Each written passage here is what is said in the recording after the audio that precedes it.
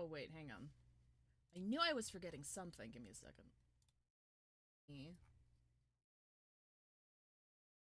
Oh, there we go. Hello! Hello, hello. Hi. Hi, everybody. Swap over game capture here.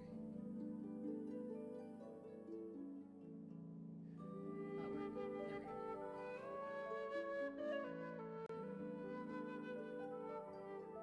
Happy holiday! Belated Merry Christmas and a preemptive Happy New Year and happy 3rd day of Hanukkah? And just Why a is it general that happy once you holiday finally and get a season's greetings break, to everybody. Hello! rather than taking a rest, you instead come to me? Hello, hello, hello! Thank you for the raid, Nim! Oh my goodness! Let me do a quick little shout out. Nemesis. Incoming! Oh, you're doing CCZ. What'd you do today?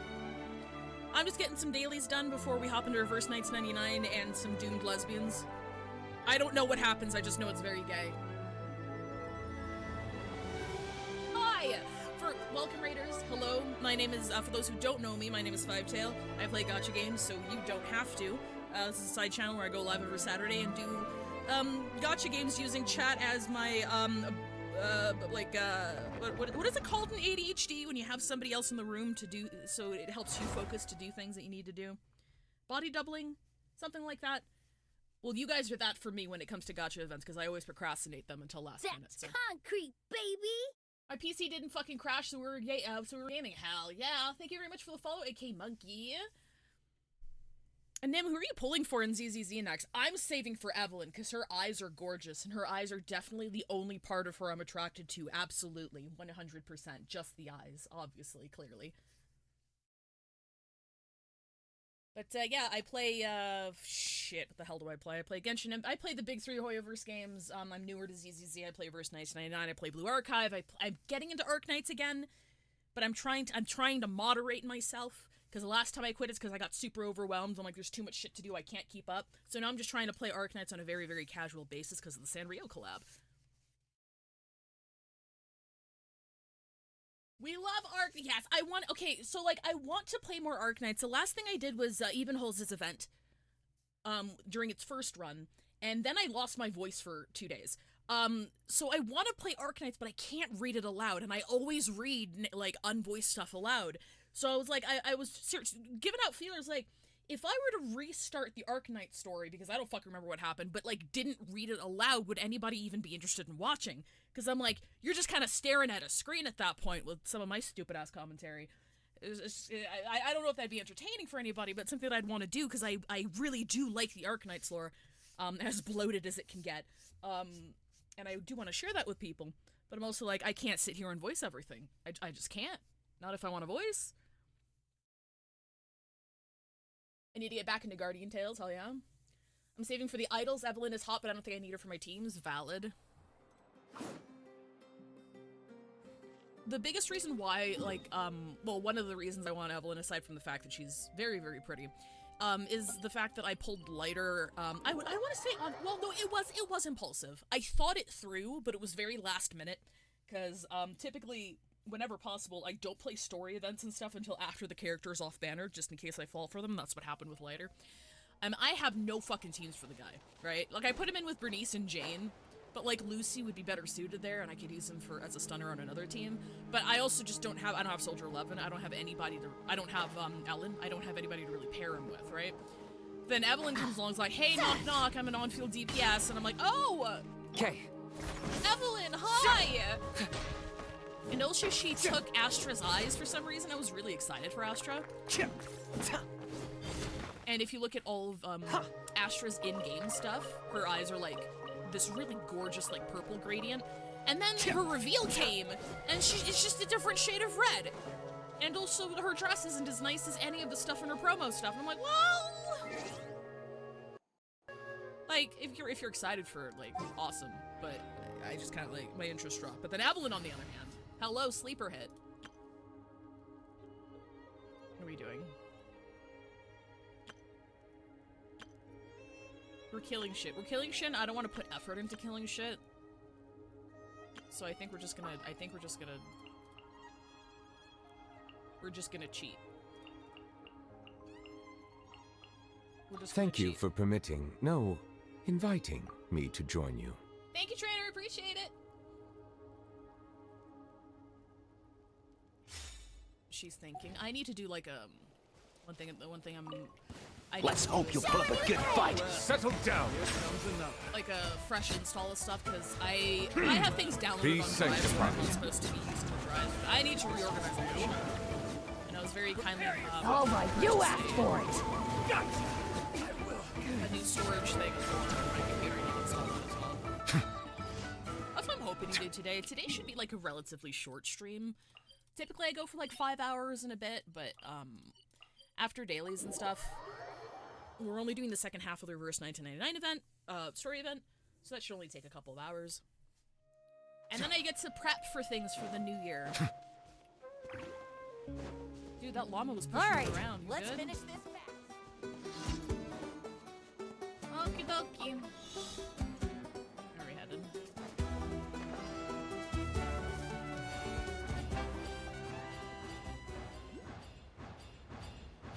I haven't actually done Genshin dailies in a hot minute. I just haven't really felt like opening the game. I actually still have to play the most recent story installment before the new one comes out. I haven't done that yet.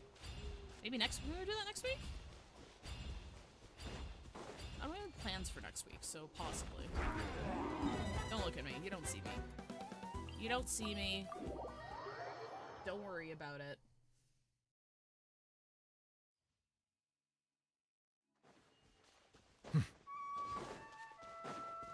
I was gonna still play Genshin seriously.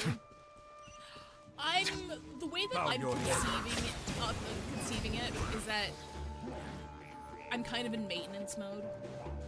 And that's just a general term for when you're not really actively playing anything, but like you don't want to give it up because you know it can and probably will be better eventually. Does that make sense? Like, it sounds like a lot of copium, but it's also like your relationship to a game, any game, honestly, should not be based entirely in FOMO. You should just be able to drop it and come back whenever you want. Because if the game is good enough, you'll be able to come back and not have missed anything. Or not have missed much, rather. Like, you can always take the time to sit there and catch up. If a game's primary appeal is FOMO and you're only playing because you're afraid of missing something, that's no good. But I still log in. I've been free to play in Genshin since, actually I need to do this. I've been free to play in Genshin since July, I want to say. So like no monthlies, no weekly, no monthly passes, no battle pass, nothing. And I've just kind of been, yeah, the only time I've really sat down and played it is when I've been doing story quests, because Natlan is just not very appealing to me. I'm not gonna go into the whole thing. You know it. Everyone, if you've heard my rants before, you know this already. But just Natlan just has not been my jam. They did a really, really good job with like the war section specifically, but kind of like the fucking Outer Ring quests in ZZZ. Only certain people are going to suffer, and the stakes aren't necessarily very high. Does that make sense? Like, I'm quoting a video on Gacha Games that I watched last night, actually, where it's like, the narrative, it's still impactful and it's still executed it well, but you know it's going to be okay, because characters aren't allowed to die. You know, we do not have a playable dead character in Genshin. That would affect their sales. I feel like Capitano's writing was compromised to sell the Archon better. Like, he is nothing like we were led to believe for the past 4 years he would be. You know, and they at least gave him more reasons for it. I get that.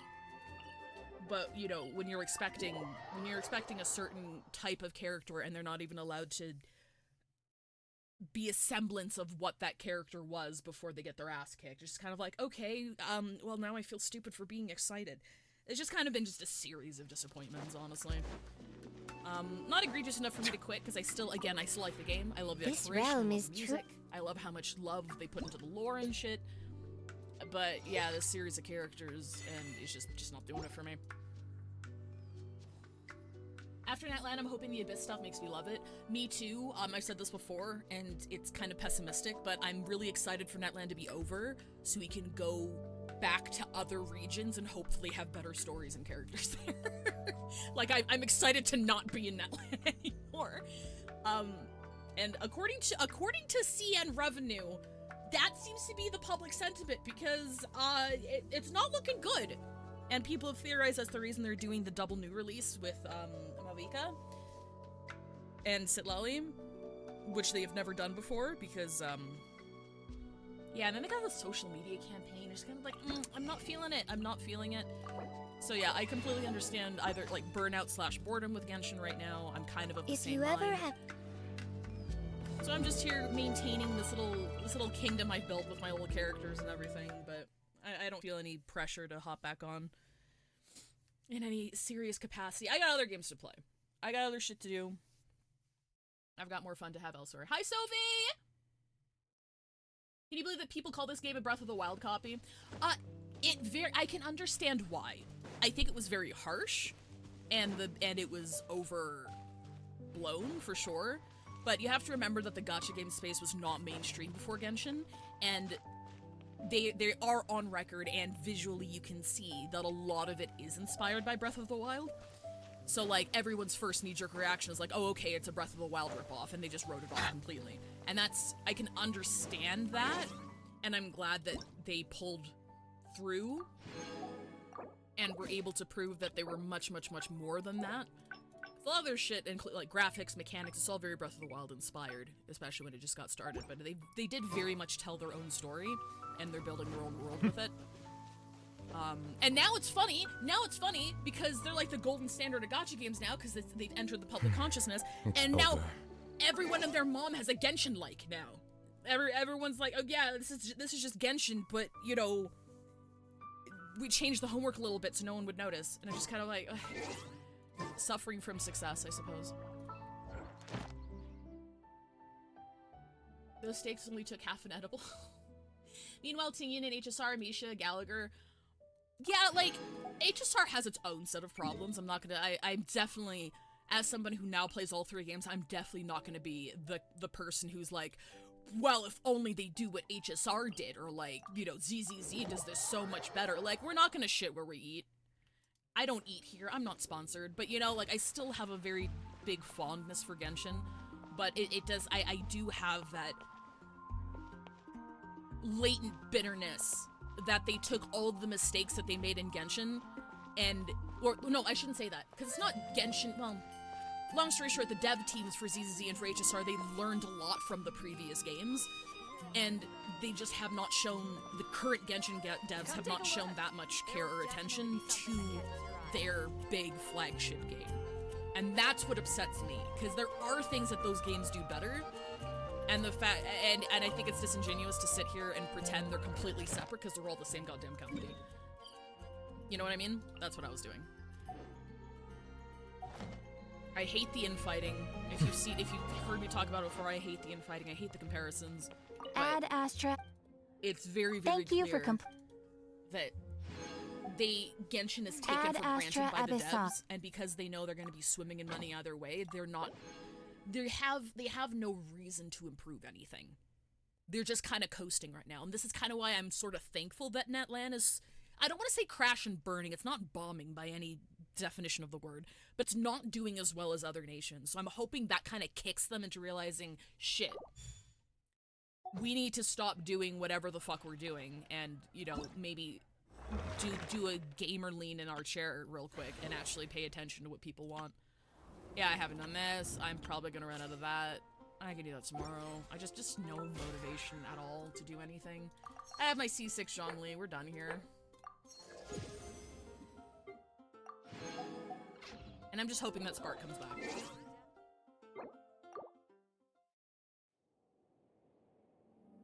I kind of like Shilonen and Sitlali. I like Shilonen's concept as a character. Design doesn't do it for me, though.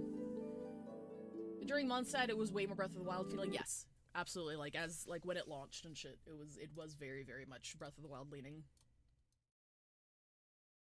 Sorry, I'm very late in responding because I'm yapping while I'm playing. This kind of reminds me of the Battle Pass. Which part?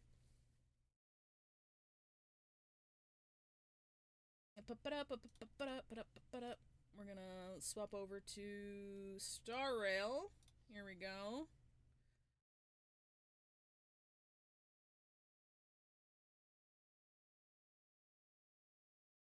I gotta keep myself entertained. I gotta keep you guys entertained. Oh, damn it. Fucking hate paper straws. Have I ever talked about how much I fucking hate paper straws? Can we put, like, some fucking regulations on the fishing industry and other manufacturing industries and not get rid of my fucking stupid little plastic straws? Or at least have an alternative that doesn't melt in your drink in 20 minutes? Like, I'm fine not using plastic, but can we be less lazy about it, please? Jesus Christ. Okay, sorry. I was actually talking to Kira yesterday and saying how I just barely bring myself to play Genshin anymore, and she asked why I keep playing, and I went C6R, like, you know. See, like, that's the thing, right? It's the characters that we love that keep us coming back. And with every region, I feel like they did more to endear us to the characters. Like, we spend a lot more time with the characters. Whereas, I don't know, I don't know how to explain it, but, like, the characters in that land feel very flat to me. I don't know if it's because we didn't spend as much time with them, if they, you know, I don't understand. And I also don't get why Citlali has, like, a disproportionate amount of attention compared to everybody else, okay? Maybe I'm just bitter because I do not like her at all, okay? But why is she such a huge focus everywhere when she's not even one of the fucking heroes of the storm or whatever the fuck it's called? Like, stop trying to sell me this goddamn waifu. I do not care. I do not care.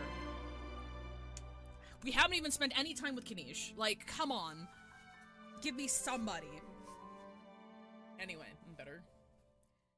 I hope whatever decisions, whatever internal decisions they made that structured Netland the way that it is, I hope they do not do that again. And the money talks. So, like, here's hoping it gets better. Here's hoping it gets better. I'm sure I'm gonna love the end of the Archon quest. They usually hit it home with the last bit of the story there. There's very heavy, well, I'm not gonna say anything because of spoilers. There's heavy hints that something that I do not like the concept of is going to happen. So let's hope that doesn't come to pass. Anyway.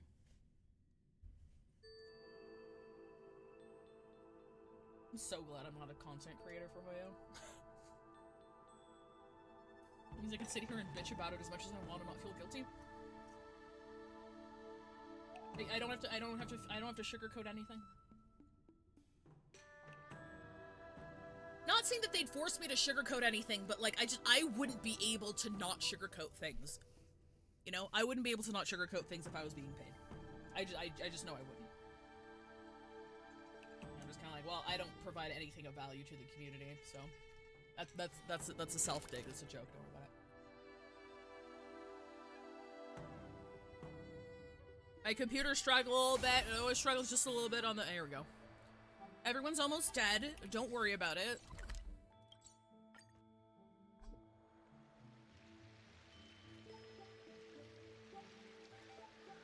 Chilling.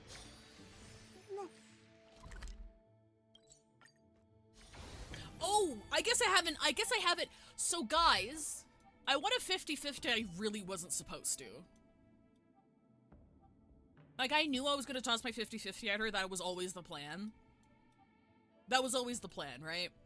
But for me, worst case scenario would have been pulling a Bailu, because for every other standard character, I have plans on how to use them, whereas I don't really have anything for Bailu, so I was going and fully expecting Bailu to come out. Nope! Ribby! Look at her fucking- can you get your massive fucking ears the hell out of my way? Look at her, she's interfering with the portraits up there. I haven't really used her. I was not ready for her at all. I have like this really shitty 4-piece on her that I farmed with like a bunch of fuel. I have 1 copy of Resolution. I've got 1 copy. But it's fine. It's fine. She's here. I can build her later, which is what I'm doing now. Miyabi's ears are better. I mean, can see the merit in both. Miyabi doesn't have a big ass fluffy tail though. This is where the real assets are. Look at this. Fluffy ass tail.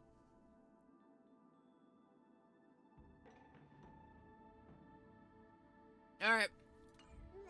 What are you doing? Hang on. Okay, I'm sitting properly now. Let's do these real quick. I'm gonna swap you out. I'm gonna put Fushman back in there. She's easily the best, waifu design they've made. It's crazy. Easily. 100%. And you'll notice it's because she has none of the traditional design marks of a waifu female character. Serenity is before me. Till I will protect all beauty. Get him! Get him, boy! I could use other teams. I see through you. Ooh, after this, I'll pull out my Ching Shui. Watch over you. She's Guide kind you of on your built. path. She's not totally ready yet. She's kind of there. Wretched and fleeting. I've heard the component and doubt farewell. My oath of beauty is eternal. My Robin is really slow. I didn't need this. Till I will protect all beauty. Fucking hydrogen bomb versus coughing baby. Together as one. Serenity is before me. Wretched and fleeting. May song bring us victory. It's unkempt, it's probably full of knots, terrible tail, I'm in hater mode. Why are you in hater mode? Did she dodge you? Yin and yang. It's okay if you're salty, you can be salty. Can I please get Till I Robin's will ult? protect She's all so beauty. slow!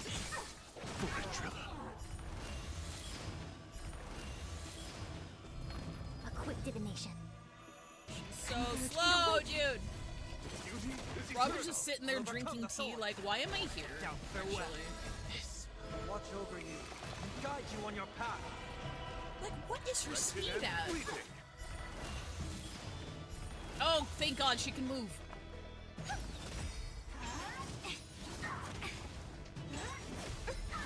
I like not doing auto because then it like alerts me to shit like this. Beauty is eternal. I You see sit there through farming, you're like, wow, my fucking Robin's My really guiding light. slow. Why is she slow, Wretched and actually? fleeting. That shouldn't be a thing. Serenity is before me. I'm just gonna save this for Beauty next round. is eternal.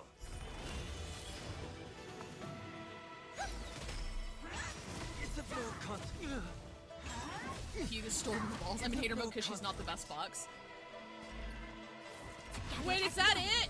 I mean, I never said she was the Wretched best and fox. fleeting. Like, I shat all over Tingyun's arc in Luofu. Like, I have said time and time again how shitty it was to, like, spend so much of the epilogue mourning this character we never knew, and how I didn't feel anything about her at all. I'm still a little bit bitter that there's no quest where you go out and buy your new shit, because we kind of launched all of her favorite things into the space. So, we should have had a mini-quest. You know? This mortal. We Watch should have over had a you. mini-quest. Guide you on your path. That hasn't happened. Engage and awaken. Harmony and unison. You know what? Let's do this because it'd be funny. Stars echo. Gamba! Jacob. Gamba? Gamba? Gamba? There we go. I knew you'd never let me down.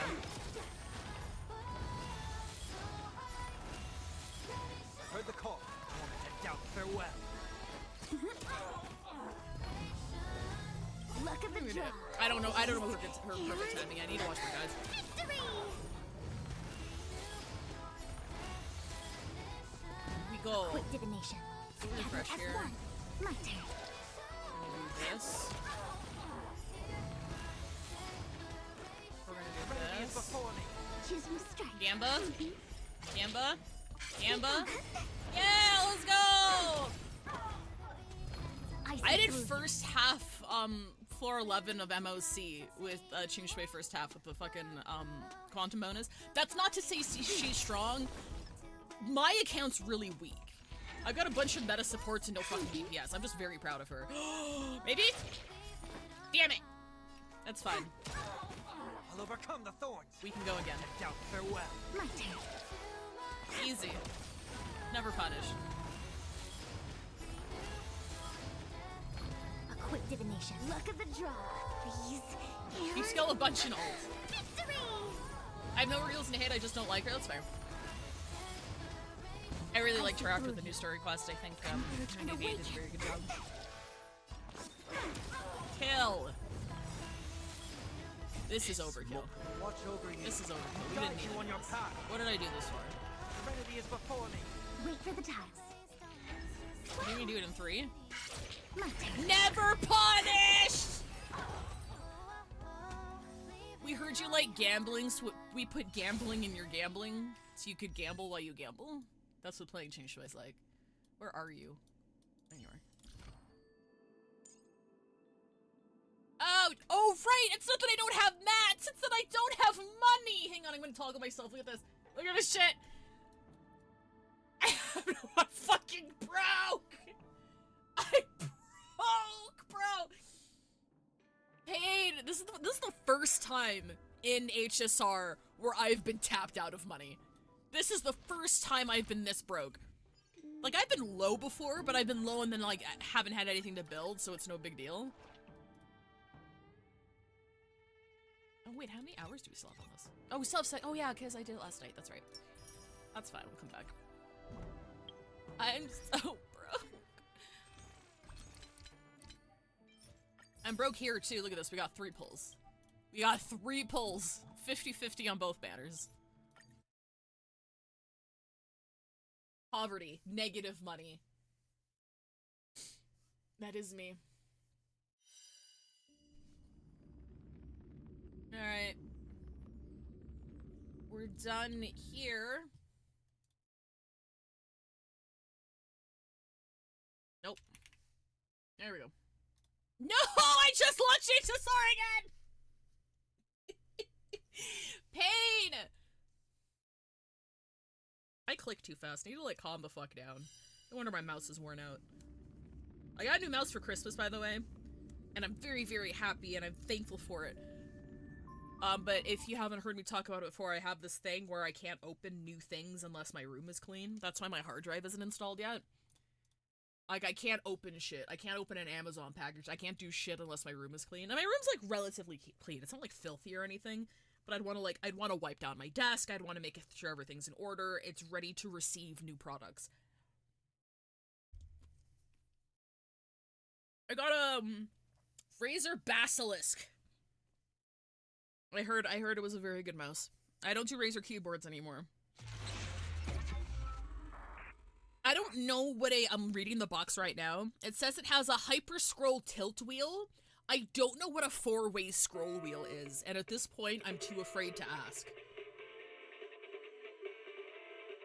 I don't know how a scroll wheel can go 4 ways. Let me click this over here.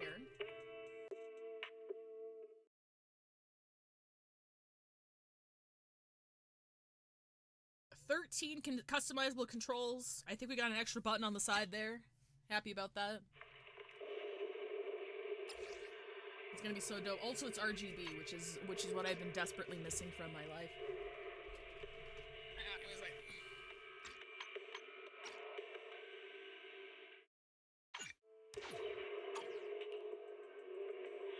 Gengar Edition Mouth, that was only available in China. They all get all the cool collabs, man. Hi, Rover. Hey, Sideways. The scroll wheel clicks left and right. I don't know if you're joking. Starry night. The loving mother. It doesn't go into detail on the back either.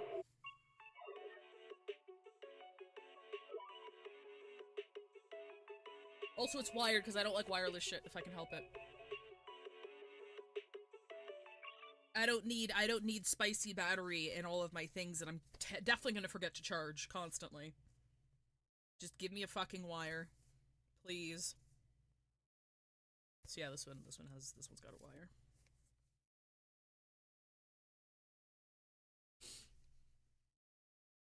Hi, go to Atomic. Wired mice are getting harder and harder to find. I agree with that, and it makes me very sad. I don't want a dongle. Okay, I don't want an extension. I just, like, why do we need lithium batteries and everything? Just give me fucking wired shit, please. Try to find, it's getting harder to find, like, earbuds that are wired as well. Like, am I the only one who has, like, an irrational fear that someone's just gonna run by me and take my AirPods out? Like, what the fuck am I gonna do? If someone decides to run by me and rip my AirPods out of my head and run away, what can I do? You can't do it. There's no counterplay to that. There's no counterplay to that.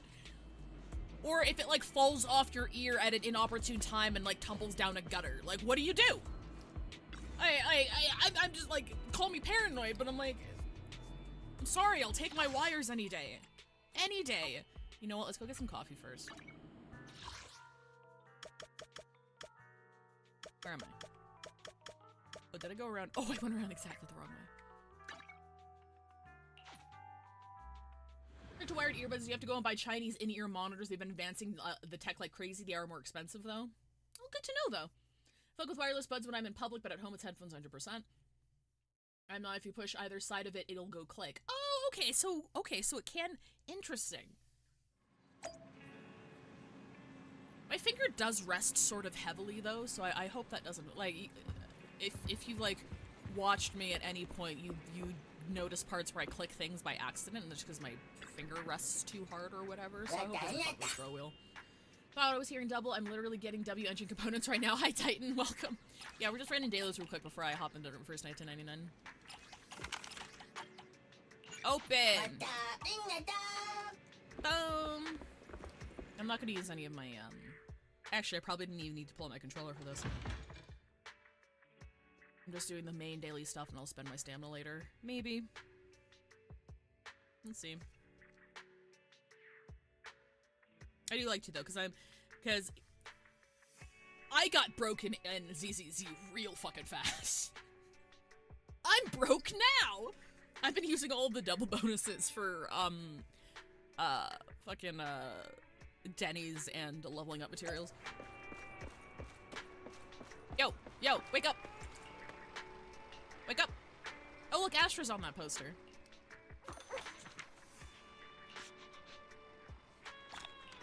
He hates me because I woke him up. Look at her. Should I take a picture of it? Did they change the color of the poster? Bro, I think they changed the color of the poster to match her new eye color. Man, maybe? Is that the same shot? I'm gonna have to pull up the old poster so people can see what I'm talking about. I swear I'm not going crazy. How about a cup of joe? A little bitterness can make life's sweetness all the more Such as the ZZZ experience. I'm broken ZZZ. I will continue to be broken ZZZ. I have been broke. I am broke. I will continue to be broke. And as I talk about, like, things to manage, your desire for new characters in gacha games, that's one thing that I try to emphasize as well. Like, how long it takes you to fully build a character. No machine ground beans here. Well, sometimes. Like, if you want one character after can another help you after go another, do further. you really have the time and resources to sit there building all of those characters in a row? The answer is probably not.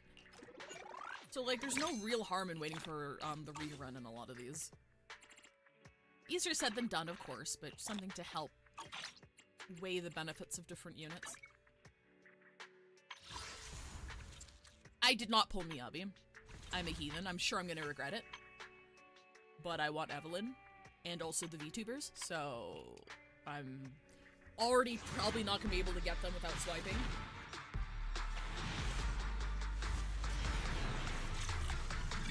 Evelyn, I think I'll be okay. Evelyn, I think I'll be alright.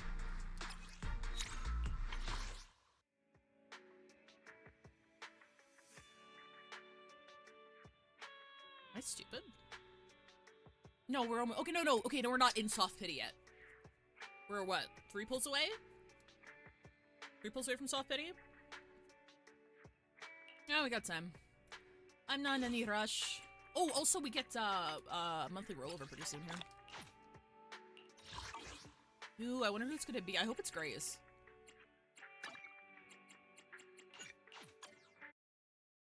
I pulled her twice. She's real fucking strong. Oh, absolutely. This isn't me disparaging against Miyabi at all. I'm definitely gonna regret not getting her. This is a conscious decision that I am making. Alright. Give me a second. We're shifting gears. You know how you said what's their name was slow? Robin? Oh, Miyabi is so fast I think Ellen is unusable now? That's crazy. Cause couldn't Miyabi work in like a Lycon Sokaku team? And that's like Ellen's team right there. Al's unusable, that's just a skill issue. True! I'm hoping you get a stupid lucky pull out, Evelyn. Fingers crossed for you. Sorry, I know you guys can't see anything. We're still doing dailies. We're still doing dailies. I have found hashtag not sponsored. I didn't find it. My friend Laura found it. It's called MSI App Player. And it's way fucking faster than BlueStacks ever was. Because it's a stripped down version of BlueStacks. And it's great.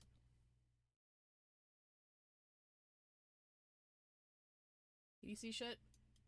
I don't think this is the right one. Is it this one?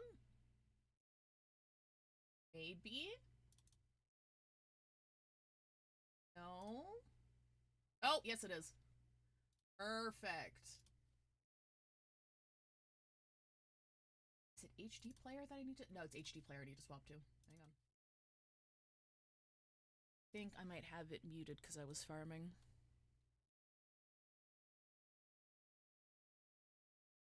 There we go. Yeah, if you need a new emulator.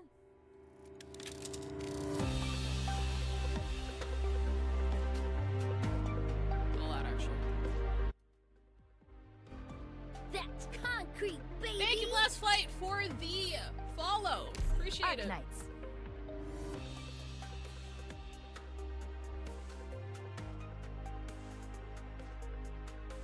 Is the Sabbath just lay on his electric keys used when he's off field? I can't tell you that. I'm not good at ZZZ. I wouldn't be able to tell you, kits.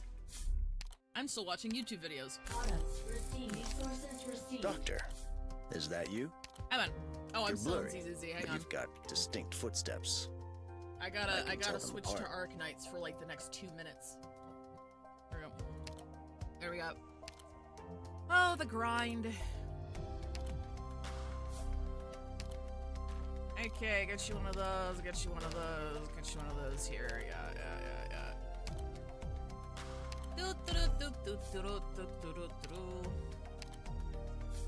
Oh, we can unlock another one as soon as this is over. That's nice. Who needs these? I'll give that one to you. You get this one here. Here you go. You get that one too. I'm so generous.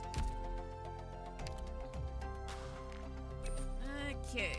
I'm so excited for Enfield. This is So also these kind of are the reason renowned Rhodes Island dormitories. that I picked Arknights back up. Very, well, frugal. You This don't room need to makes play me feel Arknights in order to safe. play Enfield. I think it takes place like 1,000 years in the future or some shit, so you don't need to know anything. But I just had an itching for it. This place is nothing like stagnant. どこだよここ。あ？ここ。悪霊の息遣いを。ロドスにいると安心できるんですか？カフェインのおかげですよ。 Oh, she's done. No, she's not. I need to get. Oh, let's rank 2. Do I have enough for 3? Do I have enough to? I do! Let's go! I love her so much. 大将、今日も元気そうで何よりです。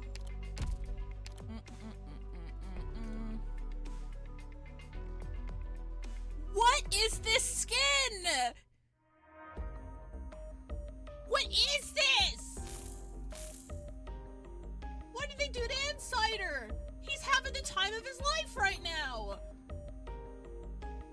Let's use competition wearing uniform. Insider put on his home for diving head versus the bakery. He's about to present his creation. Don't worry, the sweetness has been adjusted to suit your taste. Look how happy he is. Do I have Insider? I need to show you what his like default skin looks like. Fuck, what even is he? God, this gives 2 fucking units. I don't think I got him though. Hang on. No, that's basic executor. That's no. Yeah, I don't think I have him actually. Oh yeah, I do. Never mind. This is him. You can understand why it might be a little bit. What the hell? This colorful man with the sweet tooth.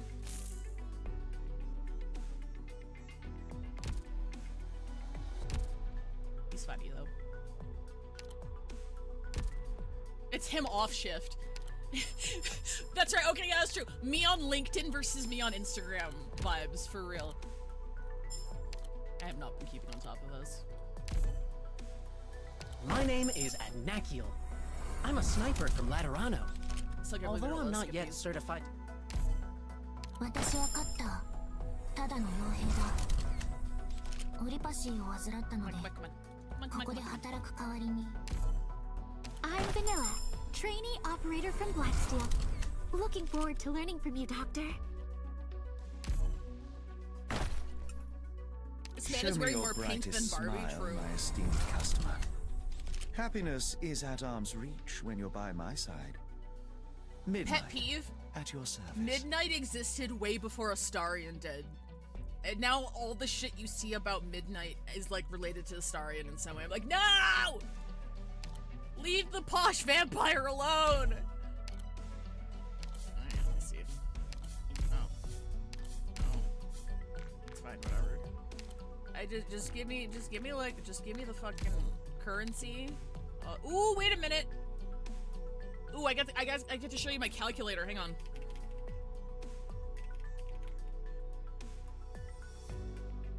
So Arknights has this thing called recruitment. Like, these are free, and there's a time that because human resources recruits a new thing, but like you can use tags, right? So you get to learning like which are good tags. So right now, I know debuff is a good one. So if you select guard, am I fucking blind? Guard, DP recovery, survival.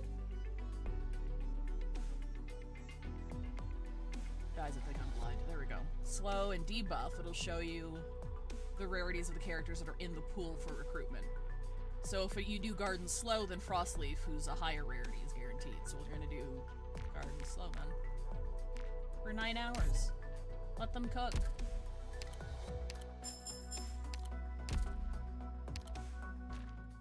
I still need to do my Annihilation for today, but I'm not gonna sit here and make you watch for 10 minutes while that plays. We're not gonna do that. Oh, he's right up again! Love him. Oh, that's right, because the fucking, event is rerunning right now. This was a good story. This was a good-ass story. I really like this story. That was, I can't believe they ran it 2 Christmases in a row. That's just depressing as fuck. Okay, we're done. I don't have Blue Archive, installed on the, emulator yet. So, we're just gonna hop into verse 1999 now. Note to self to do that, because the Binal raids are starting on the 31st. I need to prep my shit for that. Hang on, I need to do a little toggle here. Let's do a little flip-a-do. There we go. Now I'm dressed for the occasion. Shit, I might need to launch Steam first. Actually, let me see if I don't have to launch Steam first. Back to the horrors! Exactly! Oh, I don't need to launch Steam first. We're fine. There we go. And here. And then we're just gonna swap categories. Reverse 1999. Gorgeous. Nope, I do need to log into Steam.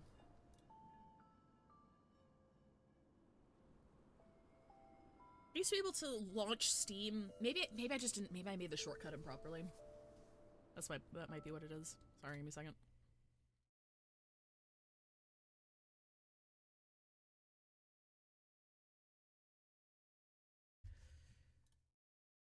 Very nice 2.1 story, second half.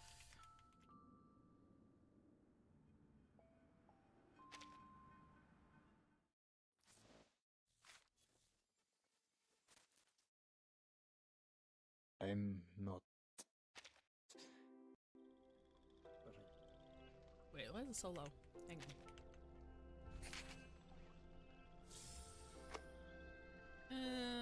Where the fuck is my shit?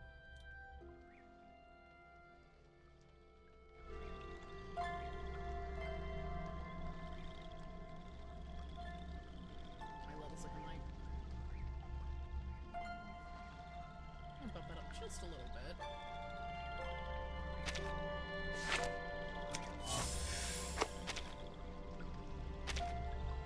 Patient from the water. Golden thread banners are pretty good. For newcomers, I should say. If you have a well-invested account, no real need for these whatsoever. But if you're newer to the game and you're missing at least 3 units from each of these banners, then it's worth it because you get one guaranteed within 40 pulls. The only characters here I'm missing. Actually, it's just So the Bee. I have everybody else. So if you have like a really invested account, you don't really need any of these characters. I know Ms. New Babel is getting balance changes. Not balance changes, but like I guess uncap buffs. Along with I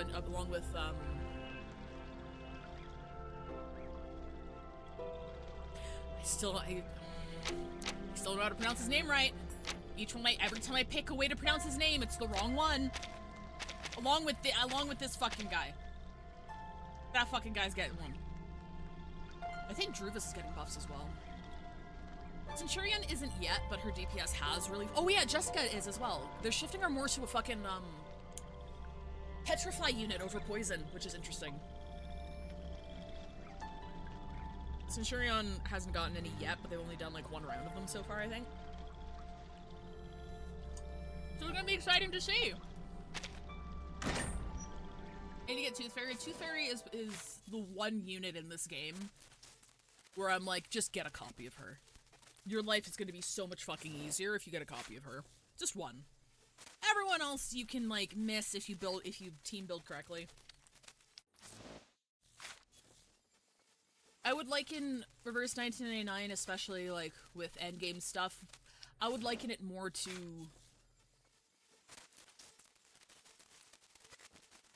I don't even know what specifically. But team comp is very, very important. So like, you would pick a unit that you want and you're just gonna have to pull for the rest of their team in order to make them work properly, even if it takes you some time. A good purge. Aha! What is your progress?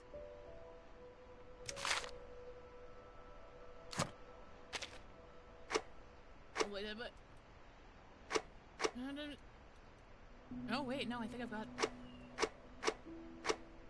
Oh no, we're done. Oh damn, I'm putting you back out there then.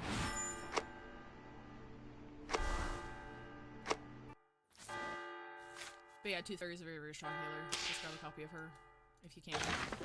I think she just had a raid up banner too. Probably be around for a hot minute.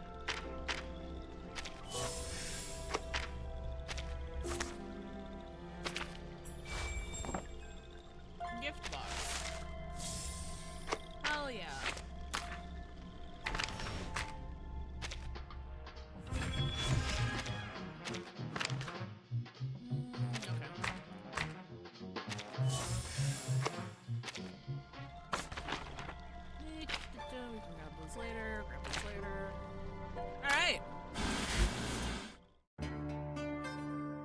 So for those who don't remember, this dude killed himself and changed the trajectory of everybody's lives. In this hotel, the dude killed himself. Lilia went to go grab her broomstick, her rocket broom from the facility in the middle of the desert and then realized, shit, gotta go back because the cultists are all staying at the hotel that Vertin and the others just checked into. So we gotta go. Oh, the dude who killed himself? He was a Xeno soldier, I believe. An ex-Xeno soldier. Who seems like he just kind of went cuckoo. Like, he was unstable from the time that we met him, and then he just shot himself. In front of... I forgot what name she's going by now. But the dark-haired, genie sort of lady who got summoned from that toy last event. And then killed people. She was the sexy furry who was the boss of the last event. This sounds completely unhinged for anybody who hasn't been following along.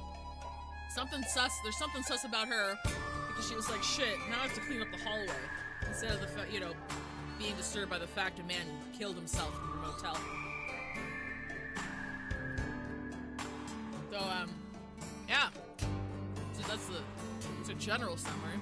Now we're doing the last half of the event. Please do not disturb. Not the best time for a cleanup.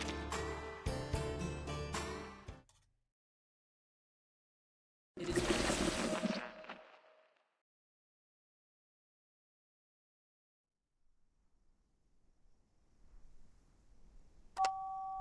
Argus presses the speaker button on the telephone. Familiar tapping sound comes from the other end of the line.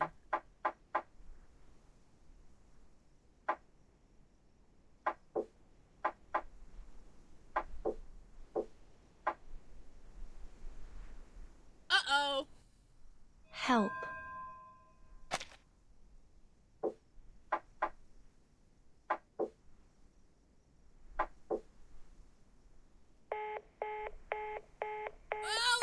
G-A-A.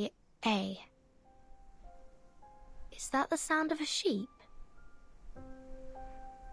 You noticed it too, huh? Ain't no way that's a human on the other end. It's gotta be some kind of animal. Animal? Based on those sounds and the tracks and the dust, I figure it's something small, like a... She stops. One sec, boss. She fishes something out of her pocket and pops it into her mouth. Picrasma candy? Using your arcane skills so frequently must be tiring. You should take a break. The job ain't done yet. Far too early to rest. Don't worry, boss. It's just a condition that runs in my family. No biggie. What are its side effects? Boss, you expect a merc to reveal her weakness? We ain't that close yet. Yeah, she's very hot. One thing I can tell you, though, is that I suffer the side effects as long as my eyes are open. Rather than taking a rest, luckily, I've got cutting-edge technology at my disposal. Thank you for the raid, Nazumi! Hello! Welcome, welcome! Let me do a little shout-out here. In Stars in Time, I've heard it's a very, very good game. Did you have fun? Did you have a good stream? She holds up the candy between her fingers. They're safe, efficient, and most importantly, satisfy my sweet tooth. They may be called candy, but they're actually medicine and ought to be used following medical instructions. You should know that. Don't give me a break, Pops. What do doctors know about my life? I use these candies whenever I need them. Ain't that the whole point? Started today, it's been good so far. It's good. Argus motions for her to be quiet. Shh. Did you hear that? Hear what? Argus lowers her voice. A heartbeat. Right outside the door. Someone's eavesdropping on us.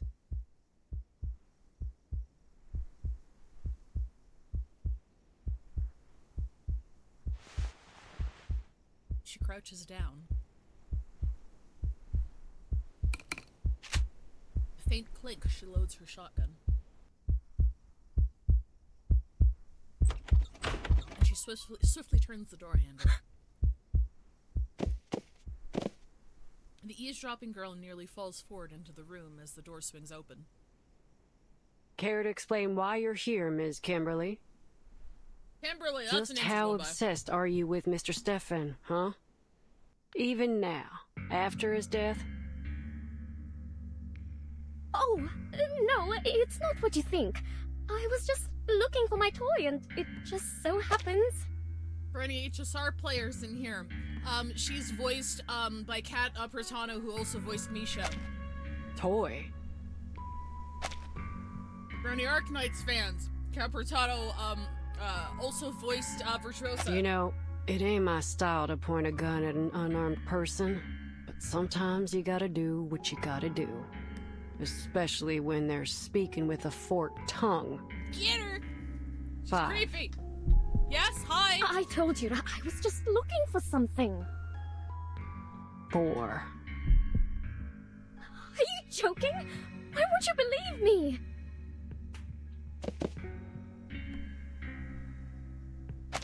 She stomps her feet anxiously, making the floor tremble. 3. I didn't! She closes her eyes as if she had made a decision. 2. 1. She pulls the trigger. The bullet flies past Miss Kimberly's ear. Her face turns pale. She curls up, desperately trying to make herself smaller. Don't kill me! Don't kill me, please! I didn't do anything! Her fingers tremble uncontrollably as black claws extend from her fingertips. Uh-oh! She looks at the claws in shock, quickly tucking them into her chest, and looks nervously at the two of them. I saw the name Kimberly in Matilda's report. I thought it was just a coincidence, but now I realize it wasn't. Miss Kimberly, you're a member of Manus Vindictae, aren't you? I swear, I didn't do anything wrong. All I did was follow my partner like the people in black told me to. Who's your partner? I'm hungry. All the time. So hungry. Oh, how I envy the likes of you. You can store your food in so many ways. You have enough bread and water in your barns to last an entire winter. Your pastures are full of meat and dairy products. But my food... I promise, all I'm trying to do is get back what I lost. There's no need to be afraid. We won't hurt you, as long as you tell me the name of your partner. Otherwise, I will hurt you. Ms. Kimberly's eyes dart around. If I tell you her name, will you let me go? Oh, does she have a new partner? It's not that dude anymore? That depends on your sincerity. She's called Miss Grace. What's your purpose here? I don't know. Those people in black told me to follow Miss Grace's orders, but she hasn't asked me to do anything since we got here. She must be hiding something from me, but I couldn't care less. I just want to eat. She speaks earnestly, but her other hand pulls something out of her pocket. Is it a gun? She gives a sly smile and crushes the item in her hand, releasing a veil of thick black smoke. You annoying little brats can catch me in your dreams! She's casting a teleport ritual. Argus, your assistant. We can't let her get away.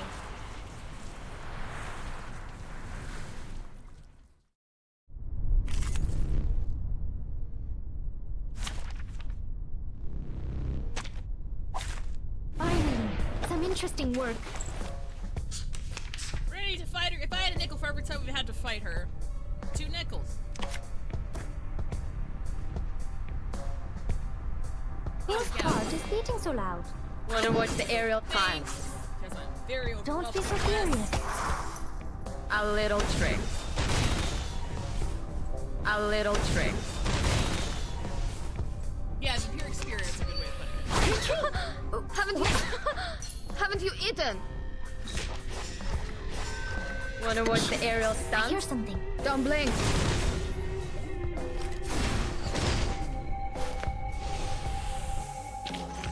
Considering someone's physical condition, the investiture can be simplified.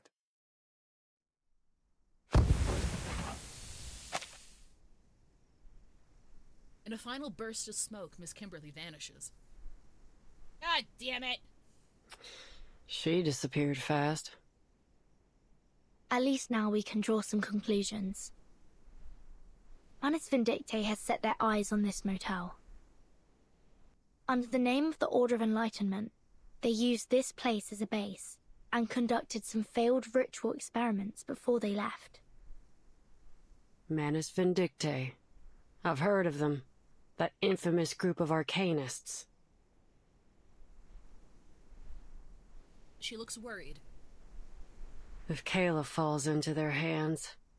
Kayla's the woman that Argus things won't turn out well, will they? I wouldn't worry too much. They usually only target pure-blooded arcanists. Alright, that's a relief. Kayla's bloodline is 100% human. But why would Manus Vindictae choose to come here specifically? What are they trying to do?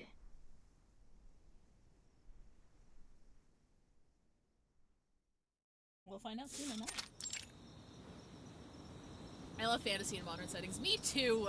The conversation continues under the neon lights of the motel. I was worried you wouldn't be able to make your way back, so I lit the porch light for you. Oh, but how annoying that these moths keep fluttering around. Cut the crap, lady. Where's Vertin? Take me to her. I rarely turn on this light.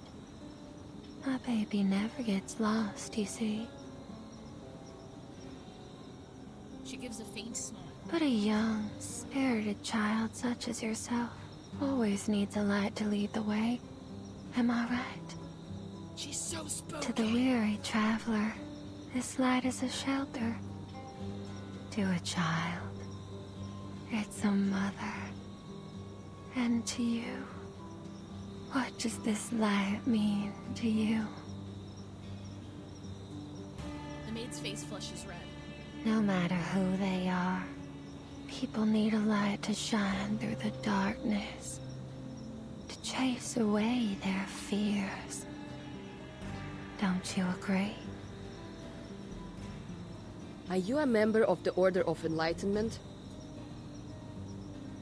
Order of Enlightenment? No, I'm just creepy. You mean those troublesome guests? Guests? The maid ignores her question and continues talking to herself. I don't like them one bit. They've scribbled all over the place and made a mess of the rooms. They hurt my baby. Oh, my poor baby. Shh. Don't be scared.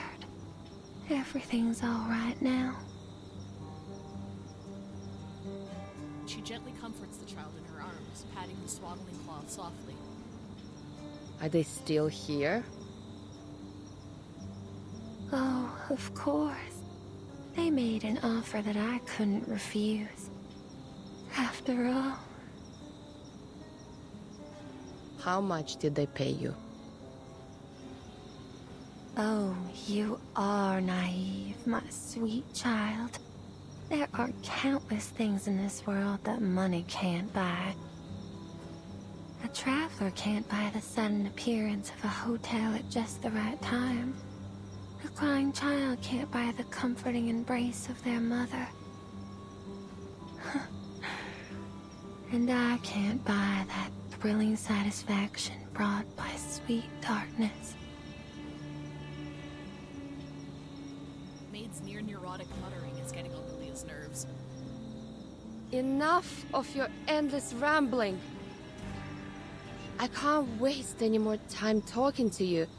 I can't.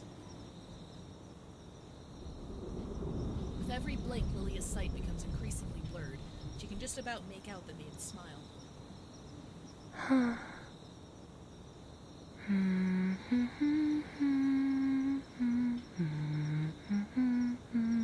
Uh-oh. I think Lilia might be boned, guys. She gently soothes the dazed pilot. Sleep, Dad. Just leave everything to the adults.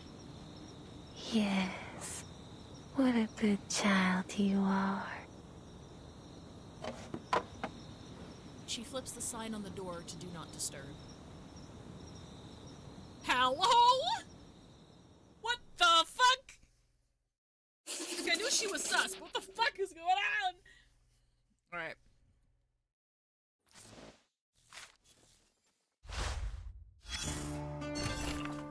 She's a reliable and attentive owner of the motel, always making sure her supplies are well stocked, even those that her guests may not need.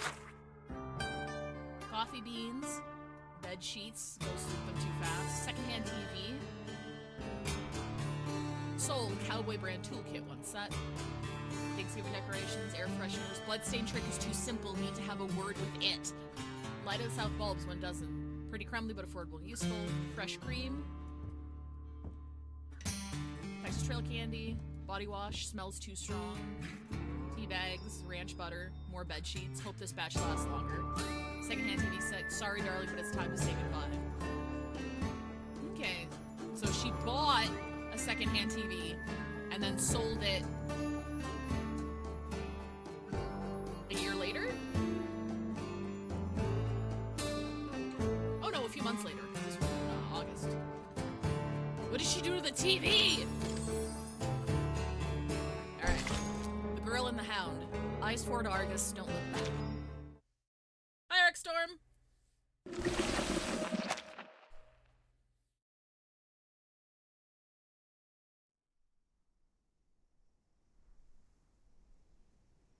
Found his medication prescription. And... oh. Is this his notebook?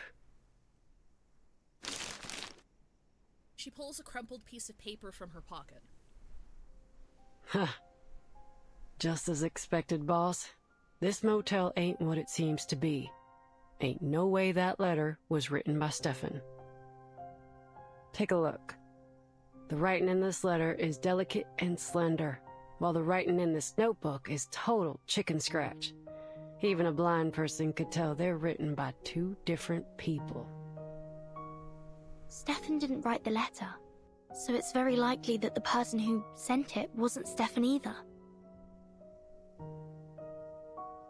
The maid suddenly comes to mind. And this? She picks up a stack of bound papers from the table. Ugh, I hate numbers. I'll leave this one to you, boss. Math time! Quick math! It appears to be Mr. Stefan's records of his daily expenses, along with some notes. Cigarettes, alcohol, and a significant amount of psychiatric medication. It says he was tormented by his hallucinations day after day, so he had to increase his dosage. And it says he saw a room numbered 707 here. The motel only has 2 floors. There can't be a room starting with 7. Did he describe it at all? He said the room had a bright red door that seemed completely out of place. Maybe it was just one of his hallucinations. We did see that red door earlier in the story. Yeah, Verdon was the one who saw it. There's a flash of red in the hallway.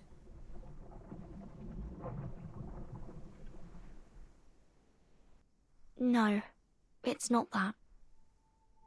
He also saw all kinds of things. A pair of twins in the hallway, long hair hanging from the ceiling, and he saw Barbara, but assumed she was another hallucination. No, the sheep person was real. Small sheep's head is sketched on the paper. This proves that Barbara's been to the motel. Which means...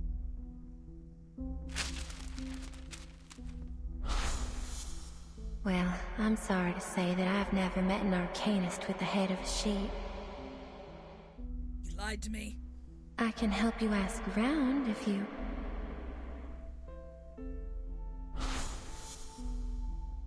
Why did she lie to me?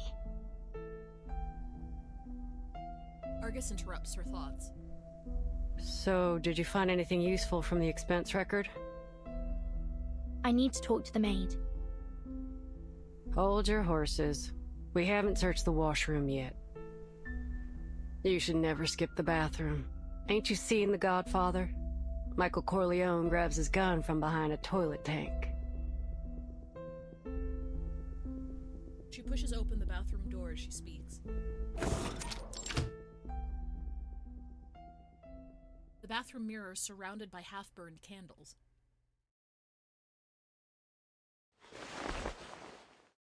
She holds out a hand to signal a stop. She moves closer and knocks on the mirror. The copper frame gives a hollow echo. A vivid, venomous green flashes across the mirror, and an ivory face appears in its reflection. Argus. Argus. You've come to me. Do you know her? Oh, Vertin can see it too, okay. Argus doesn't respond. Her eyes are locked on the mirror as if lost in a daze. Argus! Argus! Argus! A faint voice echoes around the bathroom like waves crashing repeatedly against the shore. It's not possible.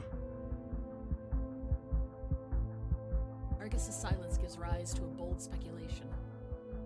Is that Kayla? No, there's no way that's her.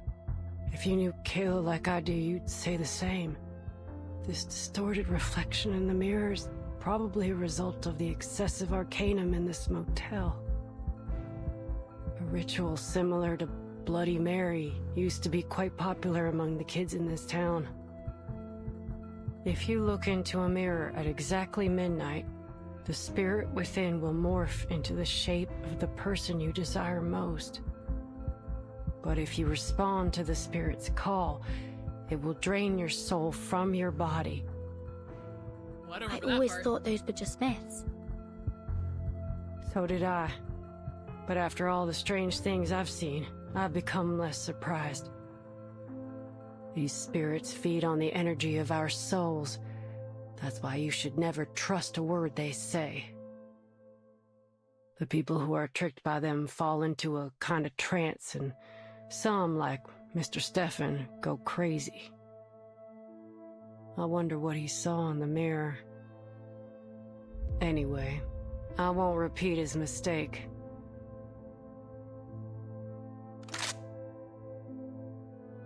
She raises her shotgun ready to fire. For mercs like me, the deepest despair ain't external danger, it's internal hesitation. If some pale imitation makes me hesitate so easily, then how can I claim to be able to protect others? You've got to be able to stand your ground. A cunning criminal would use every excuse to defend themselves in court, and a scheming spy would wear all kinds of disguises to gather information on the enemy. That's why we've got to stay sharp. When it comes down to it, we only have our own two legs to stand on. Mercs ain't philosophers. Once a merc starts pondering morals, justice, and ethics, they're digging their own grave. For a merc, the mission objective is the only thing that matters. Overthinking don't bring nothing but disaster and destruction. That's why it won't fool me. Her gaze is steady. Memories flash by, distant and playful.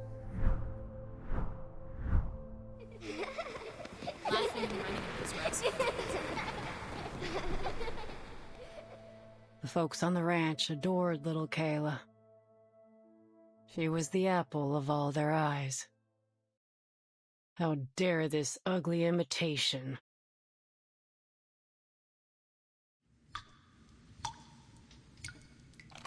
She forcefully loads the shotgun. Oh shit. She aims her gun squarely at the mirror.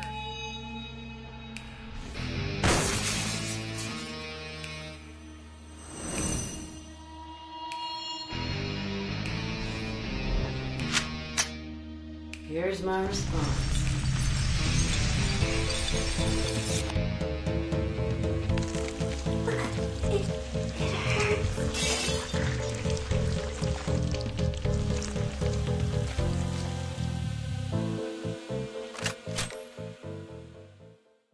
Ooh, that was cool. Obligatory Arcus' hot comment. True! Recommended. I have a star team around. I do not. What do you want? What do you want? We're gonna do fucking, sure. Hilly beans! The animation was cool. It was neat. Oh, we got the bathroom in the background, too. That's Which one hurts? This one or this one? Actually, we're gonna do... Is that a firefly? Loading. Or Charging. Fairy? A gift in return for your tooth. Faraday's Miracle. Barrage.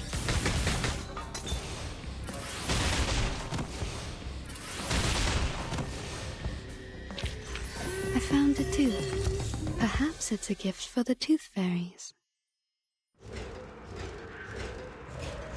Argus. Argus. You've come to me. Let this serve as a reminder to remain vigilant. If there were a deceitful Spirit of the Year award, I'm sure that would win.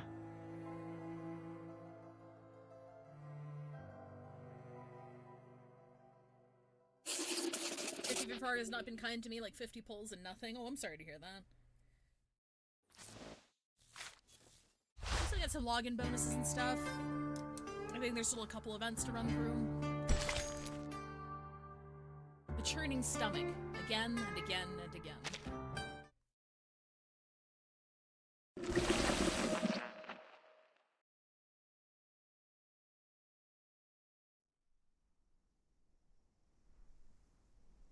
Stefan Garcia, a Xeno captain, 36 years old. Ooh, I don't have a... For unknown reasons, likely connected to Manus Vindictae, he moved into this motel. He attempted to make contact with Xeno several times, all of which failed. Yeah, Xeno, what the fuck? During his stay, he was tortured by increasingly intense hallucinations, delusion, and fear. And as a result, he committed suicide. And that's everything the evidence shows. Chaotic clues are rolling in the mind like a churning stomach. no. We must have overlooked something. A military officer killing himself. A phone call asking for help in Morse code. Not to mention Manus Vindictae. Where's this going, boss? We've encountered a series of bizarre events, one after another, ever since we arrived at this motel. The rituals in the rooms, the officer that went mad, the spirit in the mirror, and Manus Vindictae. Only one person remains uninvolved. Are you trying to say that she's the mastermind behind all this? She should know more about all this than anyone. Yet she feigns ignorance at every turn, which is suspicious in its own right. You're damn right! Well, what's there for a motel housekeeper to gain from all this? It's not like these spooky scandals would attract more guests. Unless someone else is pulling the strings. But that don't make much sense either, does it? When all these unusual things happened, she was happy to stand by and watch. But by whose orders? Some larger, more mysterious organization? Give me a break. What if she doesn't desire money or power? So what you're saying is that you need to ask Little Miss Maid a couple more questions. Precisely. Quick before Lilia dies. Argus sighs. That spirit morphed into Kayla, so it must have seen her face at some point. Which means that at one time, Kayla was in this room. What, girls can't just be creepy without a reason? And you're right. Tuesday's definitely not a run-of-the-mill motel maid. It wouldn't be wise to approach her rashly. God forbid a woman do anything. Let me finish up here first. Then we can go question her together. All right.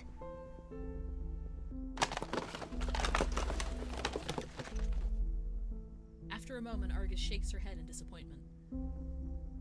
Nope. I got nothing. Let's go find that maid. I have a few questions for her myself.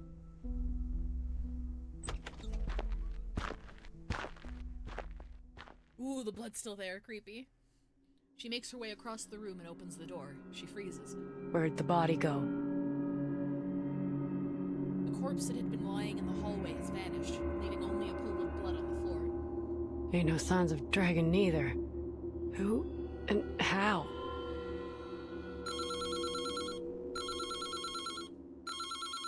The ringing echoes through the doorway. The phone again. What do you think? Should we answer it? I bet it's another one of those prank calls. Oh, am I quiet? Those weren't prank calls. Someone was sending a distress signal in Morse code. I'm also close to the microphone now. There we go.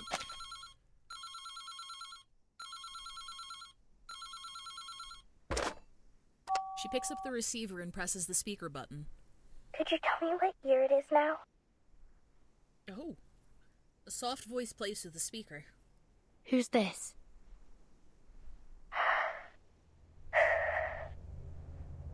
This is Barbara.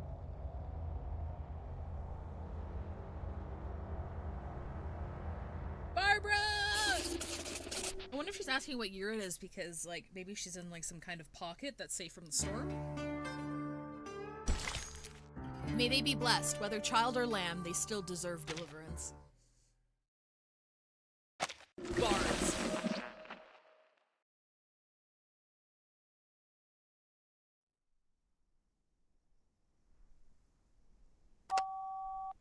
The voice on the other end continues. Wonderful.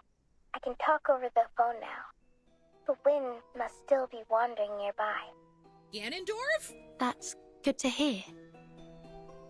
Are you an editor for Atu? There's a sigh of relief.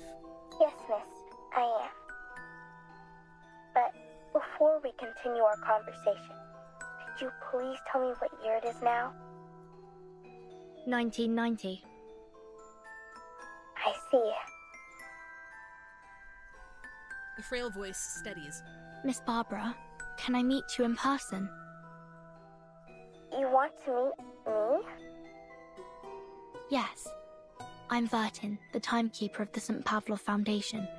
I was sent to ask you about Erd's whereabouts. But you don't seem to be in a favorable situation right now. Miss Burton, I couldn't possibly locate Erd's whereabouts. The whispers of the wind can't reach this room. The whispers of the wind?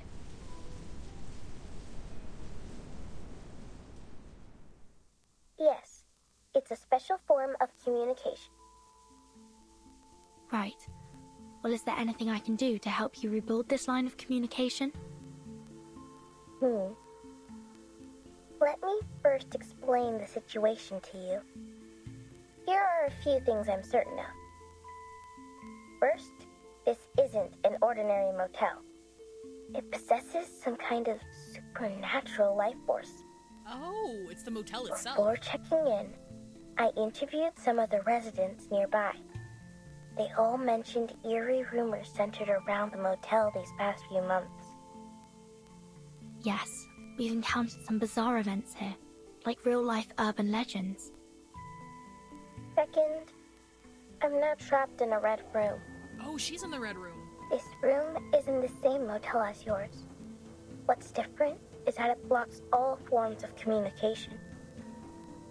I couldn't get the room to open, and my voice didn't reach through the phone. That wasn't until a gunshot broke this intangible restraint. This small room contracted violently, and now I can communicate with the outside world. Its one weakness is gun. At first, I thought it was an earthquake, but the contracted space soon returned to normal. Earthquakes can't do that, can they? Before this happened, were you using spiders to communicate with the world outside? Yes, I was. As luck would have it, there are many spiders here. Thanks to the prevalence of spiders in urban legends, I assume. Oh, okay, so the motel, like, manifests fears and urban legends and the like? They can hear the sound of pages being turned from the other end of the telephone. There's some paranoia about spiders living in hair. It originated in a sermon from 13th century England. A woman was always late to Mass because she spent too much time styling her hair. Eventually, a devil attached itself to her hair in the form of a spider. Yes, they delivered messages for me in their own peculiar way. Being completely isolated from the outside world greatly unsettled me. It reminded me of that terrible phenomenon. She takes a few light breaths. Fortunately, that wasn't the case. But you're still trapped in that room, right? Yes, the door's gone. I can't get out from the inside. How did you get in there in the first place? Or rather, who brought you into that room? Well, who else could it be? The maid named Tuesday. Just as I expected. Wait.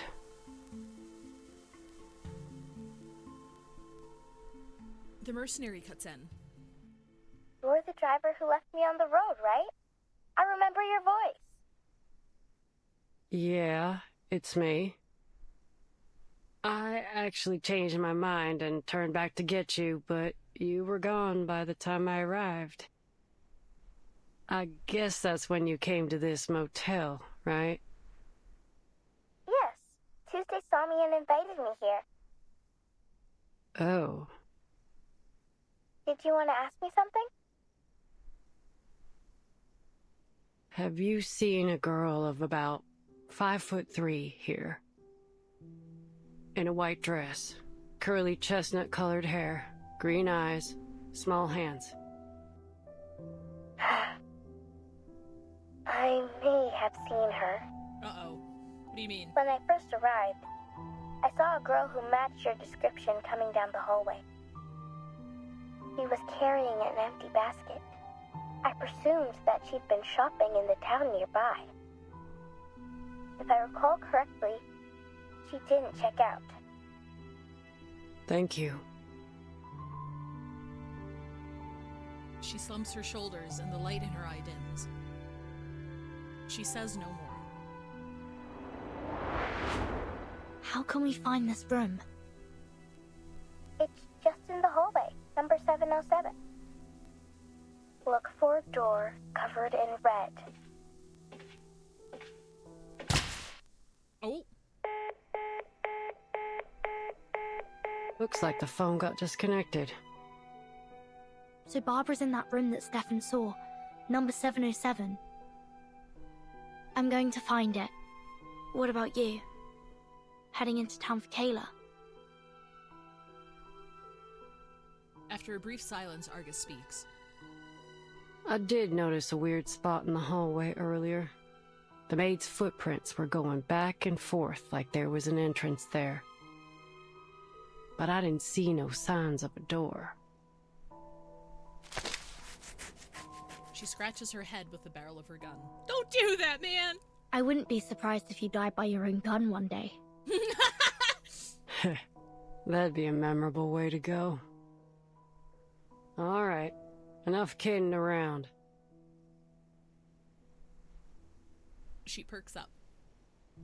Our little Miss May tried so very hard to hide Barbara from us, but I guess the lamb's out of the bag now. Yes, it's all crystal clear now. Let's go. Hold up a sec, boss. She bites her lip. Do you have any candies?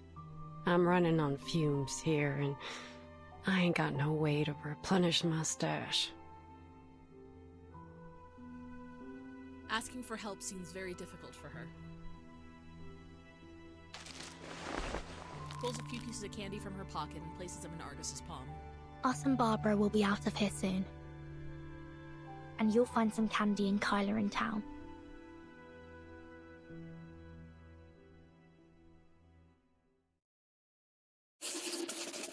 Man! Here, take some stimulants. Keep going. I've got some Adderall in my back pocket. Details a significant event in the late 20th century. Essential reading. Okay. Voluntary donations. Research team extracted the nucleus from a female Arcanus and anucleated egg cell from a female human. Cultivated new genetic instructions after injecting donor cell nucleus and electropulse. Oh my god! Yuri Preg. Ratio of Arcanus to human gene was adjusted to be equal. Experiment with 277. The embryo developed well, meeting criteria for transplantation. Was implanted into the uterus of Finn Dorset after formation. Oh, is this Barbara? Subject was born through natural delivery, 60% Arcanus genetic material and 39.95% human genetic material, not achieving the expected complete balance, but still proving that the adult somatic cells in Arcanus can be programmed and adjusted through cloning. That's why she's a sheep! 'Cause cloning! Oh my god, that's so fucking clever. That's hilarious. In appearance, the subject exhibits characteristics of both genetic mothers A and B simultaneously for unknown reasons. Its head is slightly similar to that of a Finn Dorset, but brain development has not been affected. Development slower than that of contemporary human and Arcanus infants. Mild symptoms of lung infection have been found. Development is slower than that of contemporary human and Arcanus infants, showed significant responses to music and human language with consistent reactions to specific sounds. Case of a lung infection identified. Tested positive for JSRV retrovirus, found in sheep living indoors for extended periods. It suggested that a veterinary team be brought in for consultation. Physical development is slower. May stop developing prematurely. Consciously mimicking communication behaviors as expected. Educational classes and moral guidance videotapes were initiated. Lung infection worsened and the subject showed a strong allergic reaction to chemical fiber. Rudimentary communication exhibiting good brain development. American country music is effective in alleviating the subject's allergic reactions, the cause of which is yet to be determined. Cause of which. Excellent intelligence of a 7-year-old human child. Bone test indicated the subject's physical development will cease completely by the age of 12. Oh my god, and the artwork here, you can kind of see her face. Oh, it's creepy! Ah yes, the cure for allergies, honky-tonk music. No, she has a disease that's found in sheep that's causing respiratory issues. The front desk call. Dial the number and service swiftly follows. A good motel should offer nothing less.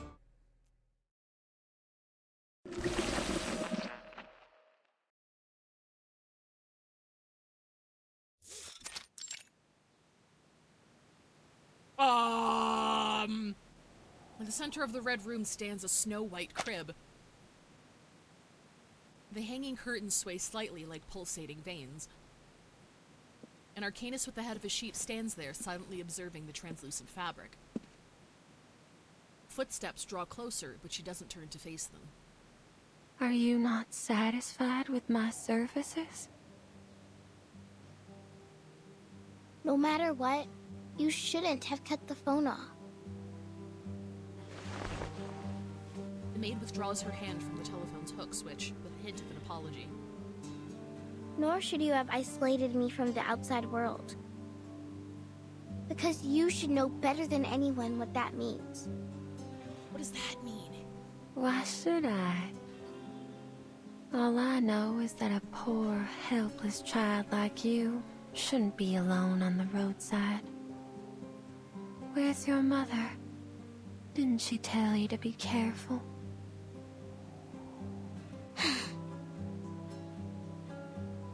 sighs softly. You really don't remember anything, do you? What do you mean? What do you think I should remember? Well, clearly it doesn't matter now. This motel's well decorated. Did you do all this yourself? The maid smiles. Are all children like this? Always talking in circles to draw Mama's attention. Oh, but these innocent words make them all the more adorable. I am not a child. That's exactly what a child would say. Actually, you know what, Farrah? She yields helplessly. I've always felt a familiarity with you, like I've known you for a long time. Can you tell me about it?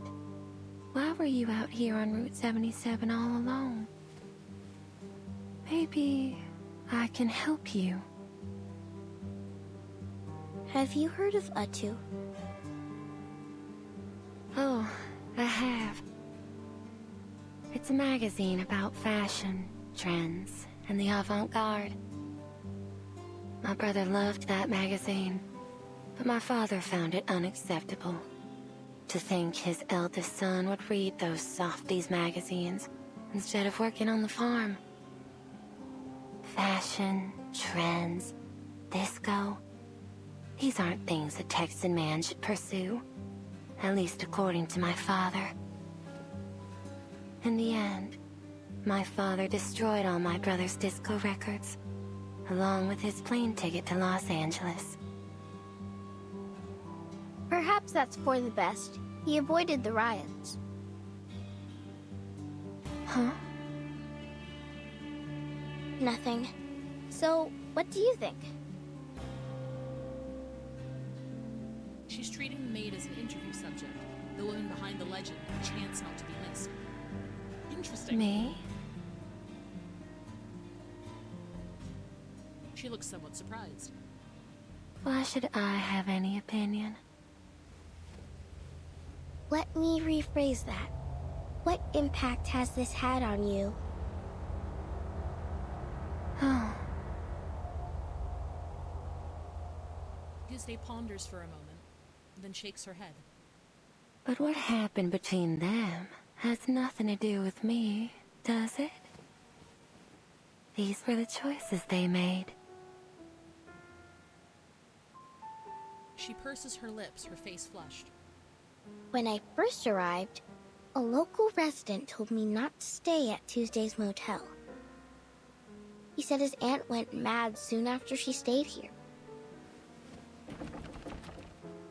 The windows rattled gently, emitting a faint sound. I remember that lady. Her head was so large. It reminded me of those stories of people with deformities. Hello? So I had her watch a freak show at midnight. Sadly, she didn't seem to enjoy it.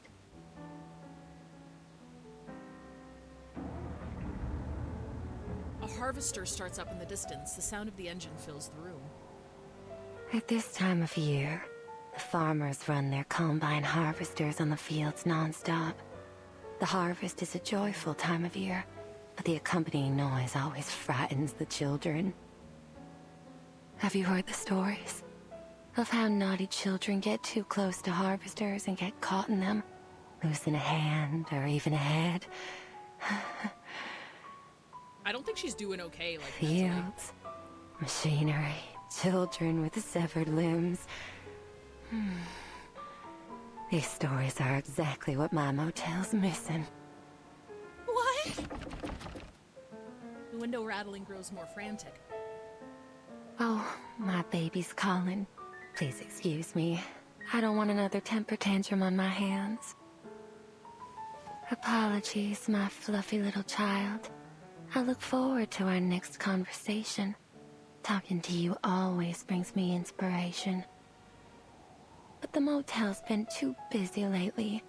It's starting to get on my nerves. The maid speaks slowly, her face flushed again. Her cough is weak, like a sickly child's. Oh, see, this is what I mean. How could I bear to send you out on your own? You'll stay right here in this cozy little room until you're fully recovered. I don't need this special treatment of yours. Staying here won't cure my illness. Just get some sleep. You'll come to your senses after a good rest. I'll see you soon. Maid lightly steps out of the room. Barbara watches as the door vanishes. What the hell? Uh-oh.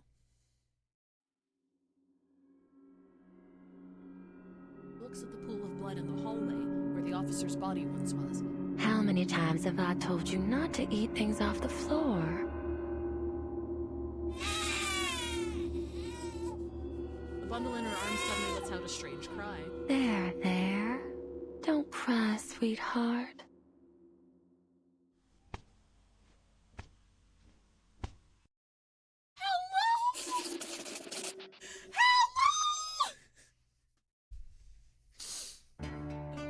So creepy!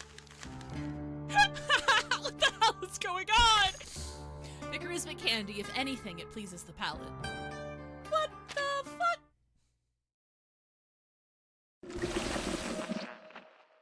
How many times have I told you to not eat things off the floor? Baby ate that corpse! Is this the spot? Sure is shooting. The hallway looks identical to any other. Look, these footprints. They're less than 10 minutes old. But where's the door to room 707? I can sense some energy fluctuations nearby, but they're definitely not from arcane skills. She presses her palm against the wall.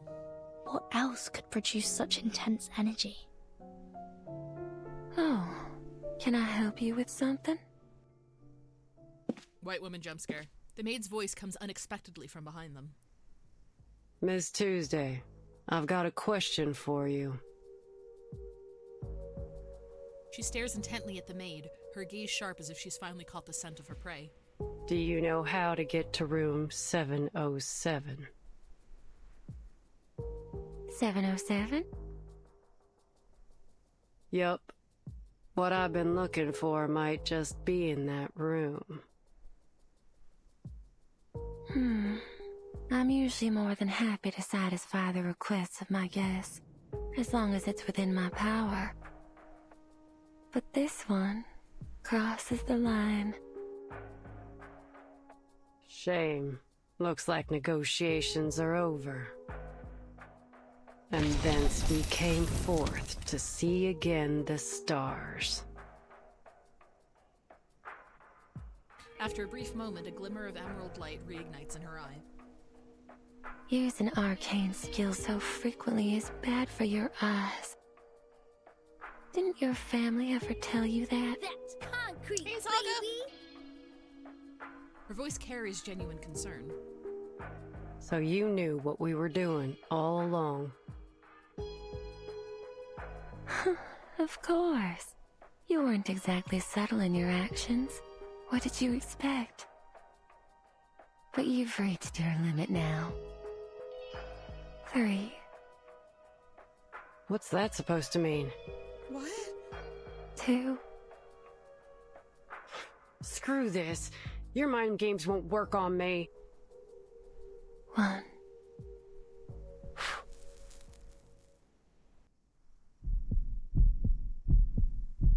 The light in the mercenary's eye goes out in an instant.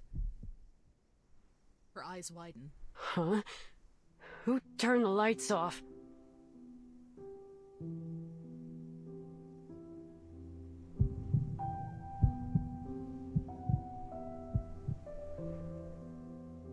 The hallway lights are as bright as ever. The lights are still on, dear. Oh no! Argus doesn't respond. She pulls a Picarisma candy from her pocket. Her hands tremble slightly, causing it to slip from her grasp and fall to the floor with a clack. She picks it up and places it back in Argus's hand. You rely far too much on Picarisma candy. It can't solve all your problems. Oh, the colors in her eyes is out! She tossed the candy in her mouth and chews it along with the dust from the floor. They usually work wonders for me. Just one candy restores 50% of my vision. But in my line of work, 50% is never enough. That's why I take 2. I need my vision to be at least 100%. Sweetie, I don't think that's how that works! That's like taking 2 consecutive 5-hour energy drinks for 10 hours of consecutive energy! I don't think that logic checks out, Argus! Argus, please! She runs the candy along her tongue and the expected sweetness fills her mouth. That'll do the job most of the time, but sometimes I've got an extremely challenging task.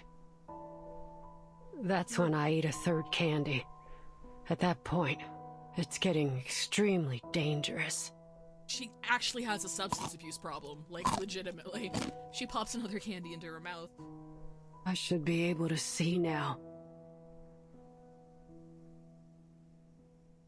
No miracle occurs. Her eye remains still like a night sky with no stars. Should I take more? Absolutely not. The large amount of candy you've eaten is exactly why your eyes have failed you, and in such a crucial moment, no less. Excess leads to destruction. This is true for all things. You do well to learn your limits. What? I also had to be careful not to frighten those children too much. The maid seems to relive some fond memory as a satisfied look on her pale face. You've always put your faith in these candies, haven't you? 1 candy, 50% recovery. 2 candies, 100%. 3 candies, and you can tackle even the most insurmountable problem. Oh, how dependable they are. Just like the venerable Argus, who succeeds in any job she takes on. She chuckles. It's precisely your excessive confidence in these candies that has led to your marvelous destruction. Just as the people's trust in you as a mercenary has led you to this bottomless abyss. Oh, you poor thing. And of course, they'd never have imagined this. Argus, the mercenary named after the 100-eyed, all-seeing giant, is in fact a blind fool.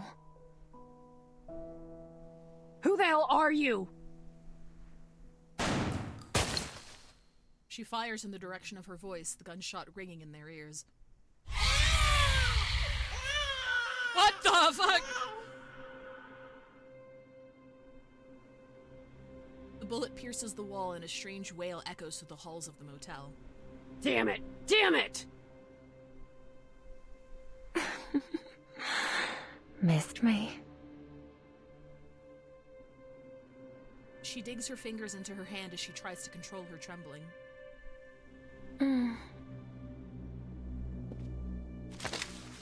She steps forward, pushing her chest against the barrel of the gun. There you go. Now there's no way you can miss. What the fuck? But do you have the guts to pull the trigger? She tilts her head slightly, smiling. The decision's yours to make. But once I'm dead, you'll never find room 707. Barbara, Kayla, everything you're looking for is all in that room, isn't it? Don't you dare say her name with that filthy mouth! But why? Miss Kayla's such a lovely guest. I very much enjoyed her company. The maid looks at the mercenary's face with interest as it twists in rage. You and I need to have a serious talk. Oh, there's no need for that. Actually, my baby's eager to meet you. Your baby? She looks at the bundle of swaddling cloth in the maid's arms. Yes. In fact, the baby is the master of this motel. Oh, okay, that makes sense. She holds out the bundle. I think the two of you ought to meet each other first. You and I have a contract. Hold it.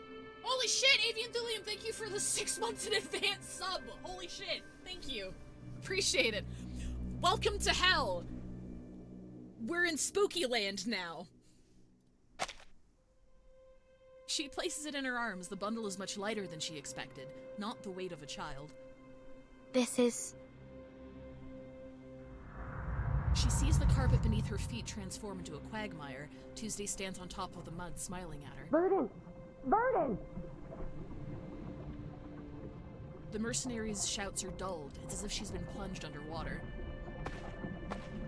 She hears hurried footsteps approaching from a distance and feels the once light bundle become as heavy as lead. Something engulfs her ankles, pulling her down, down, down into a world of endless darkness. Let go of it, Verdant! An emerald flame struggles to light up, and the mercenary lying on the ground tightly grabs her hand. I ain't letting no deal in this way. Not while I draw breath. Shoot the baby! Argus. Shoot the baby! The maid presses her foot against Argus's fingers and steps down. Argus screams in pain. Don't you interrupt them. There's no need to worry, Miss Verton. I've done this countless times. Now, allow me to peer into your dreams.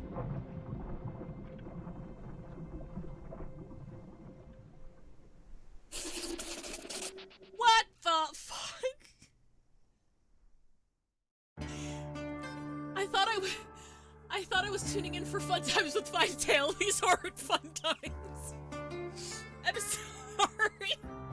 They're not usually like this. They are sometimes, but they tend to have like every year at around the same time, and this is the second year. They have like a spooky horror patch, and this is the second one. And I had no idea what I was in for. I just knew she was creepy as fuck. Well, we had a man commit suicide in a hallway, and then a man-eating motel baby. I don't even know where the fuck Lily is right now. I hope she's okay.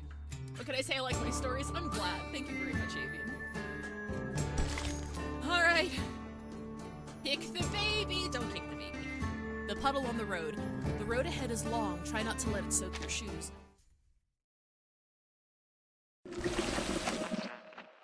Alright. We've only got like 3-4 chapters left. What the hell? Sounds of the world fade into total silence, and when she opens her eyes again, there is nothing but darkness. Where am I?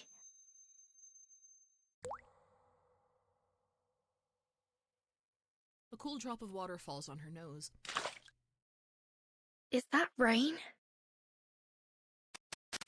I can catch anything with a toss.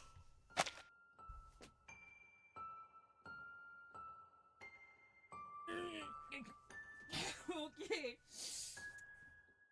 Okay! Alright, context. Main story, she's part of this, thing called the Foundation, right?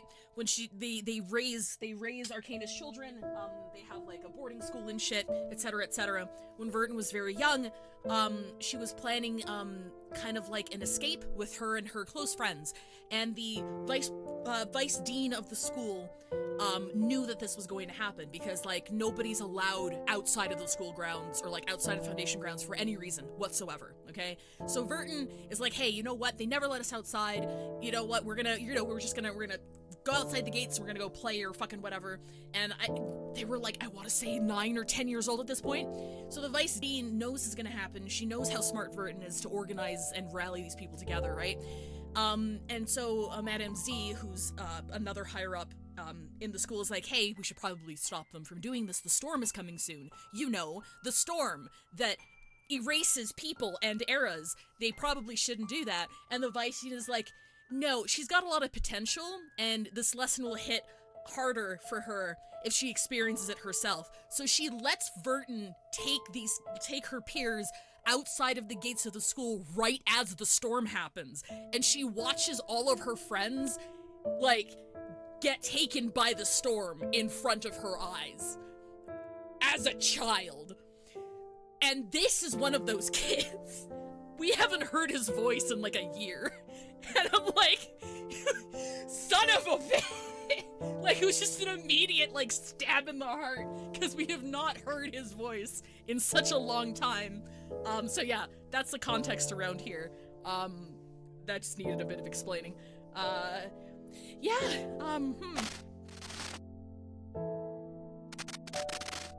Vertin, that's why you gathered us here, right? You shouldn't be here. You understand what we desire most, right, Vertin? The falling rain surrounds them, and the children watch curiously. Vertin, we made it, right? But why is it still raining? Don't be such a baby, Isabella. Haven't you seen rain before? The children reach out as they try to catch the raindrops in their hands. No! Are you afraid of children? Or rain? Familiar voice echoes in the darkness. No, I'm not afraid of them. Rain is common. It's always falling somewhere in the world. It's merely an ordinary weather phenomenon. The maid snaps her fingers, the raindrops halt, and then start to flow upward, which is what happens when the storm happens. This is the kind of rain you're afraid of, isn't it? I've never seen rain fall upwards. Is this some creation of your imagination? Still, I don't see why you'd be afraid of rain falling in reverse. Would you care to enlighten me, dear child? Miss Tuesday, please. Stop trying to get in my head and tell me where Argus is.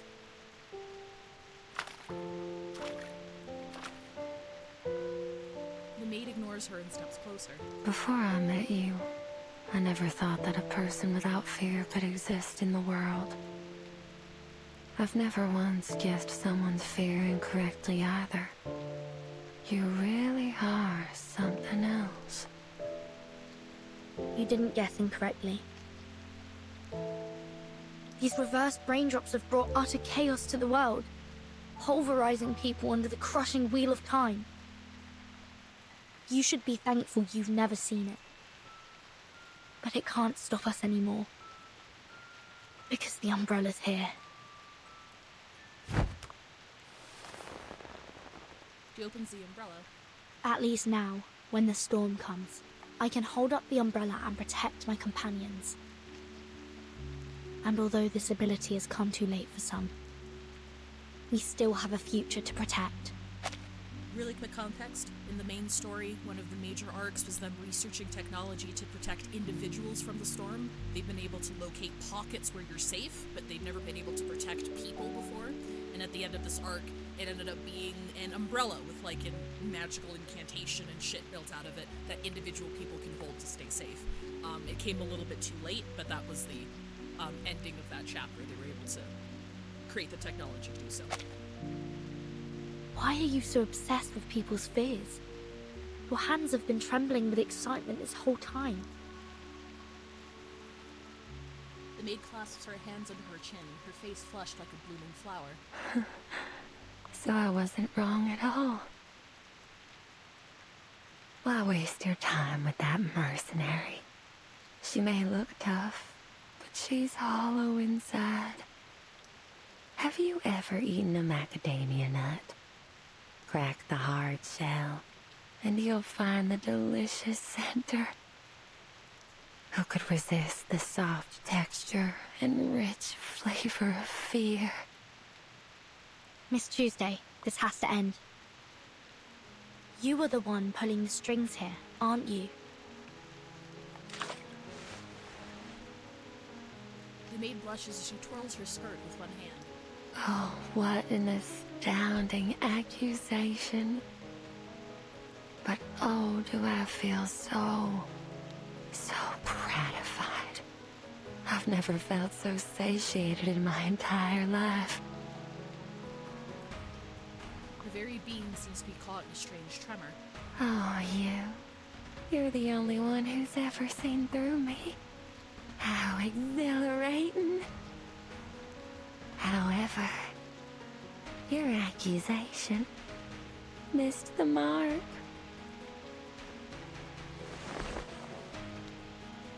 She stretches out her hands. They look especially pure under the rain. You see, my hands? They're immaculate. Never once tainted by a single drop of blood. I take great pride in it. You see, I barely do anything to make people's fears arise.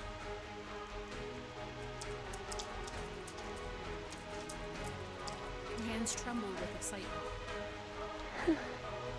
I would never injure anyone. Fear created through physical harm is its crudest and most base form. What I crave is the fear that lingers in their hearts forever. The maid's cheeks flush a faint pink. The kind of fear that, even years later, when they recount their experiences here to their friends and families, a seed of fear is planted in the listeners' hearts. I instill fear in my guests, and they become my beloved children. In the rain, her fingers tremble uncontrollably, and a beautiful smile spreads across her wet face. Where is she? Where's Argus? Well, I suppose she's experiencing her own fears right now. Under that hard mercenary exterior. She's tormented by them. Can you imagine that? Sorry, Miss Tuesday. But I'm not interested in this vile obsession of yours.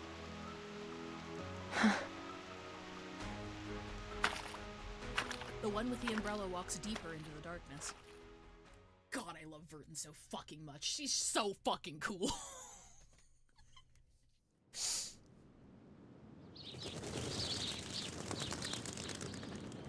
The sound of birds chirping fills the air. Argus is back home on those familiar plains. This is... She stands in the field, nothing but the wind and the rustling grass before her. Howdy, Argus. Long time no see. We thought you'd never come back. Mr. Dennis? Why are you here? Oh boy, you listening to yourself? Why wouldn't I be here? It's my daughter's wedding day. Huh? Oh, well, congratulations. She finally catches on. But you really shouldn't be here. Don't you remember? 3 years ago, your daughter ran away from home. She left a letter and then went with Mr. Schaefer to a city in the Northeast. Detroit, I think? I don't quite remember. Oh, come on. Quit fooling around. After 3 months of searching, I found her. But she refused to come back with me. So you went to Detroit yourself.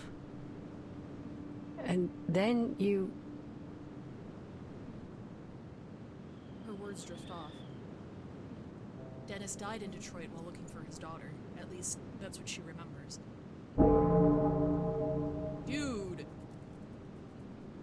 thought it was gonna be like a murder-suicide, but how could that be? He's right here standing in front of her. In any case, I'm sorry I couldn't bring her back. What are you talking about, Argus? You must be tired from working on all those requests that the townsfolk have pushed upon you. I've told them so many times to go easy on you. That said, I have a request for you myself. What is it? Did you lose some livestock, or...? The townsman winks and hands her an invitation. Come to Alice's wedding. We've prepared plenty of food and beer, and we've got the chapel choir together. Don't miss out, Missy. Sorry. I won't be there. Why? Why, Argus? I need to deliver a letter to Mrs. Mary's husband. She can't go herself because of her bad legs, you see. Hey, Argus, I didn't ask you to deliver any letters. Mrs. Mary, didn't you... Mary passed away in 1989. Argus saw her coffin being lowered into the ground. Another person declared dead is now standing before her, smiling brightly. You're still alive? What kind of nonsense are you spouting? You really ought to take a proper rest. Today's Alice's big day. We should all be at her wedding, don't you think? Oh, my sweet child. Why are your hands shaking?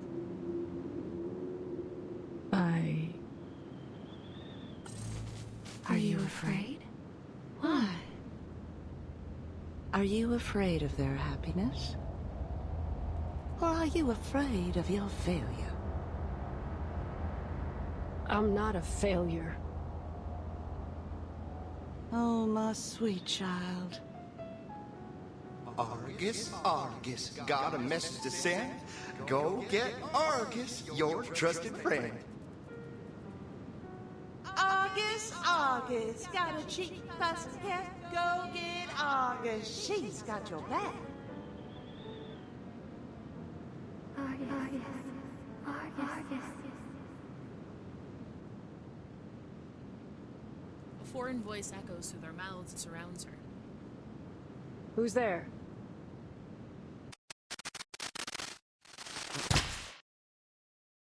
The surroundings recede like a tide, leaving only a girl in white standing before her. Wrapped in a half-soiled birth cloth, a lamb lies at her feet. The girl's hands are covered in blood and amniotic fluid. Her smile is as pure as a dove. It's me, Kayla.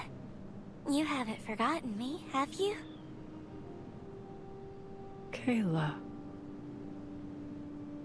It's getting dark. We should take them back.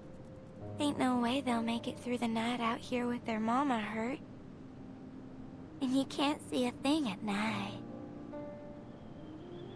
Yeah, we need to go back now. Can't delay any longer.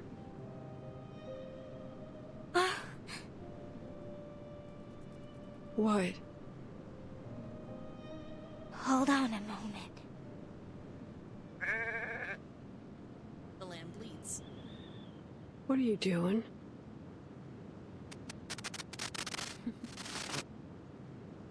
There. Oh boy. She kneels down and gently strokes the lamb's neck. The lamb bows its head and licks her fingertips. They're still wet with amniotic fluid. Kayla smiles and tightens her grip around the lamb's neck. It lets out a piercing cry, sending a distant flock of birds into the air. The cry becomes weaker, more strangled, and then silent as the life is squeezed out of its body. Isn't it better to die a quick death than end up in the belly of a wolf?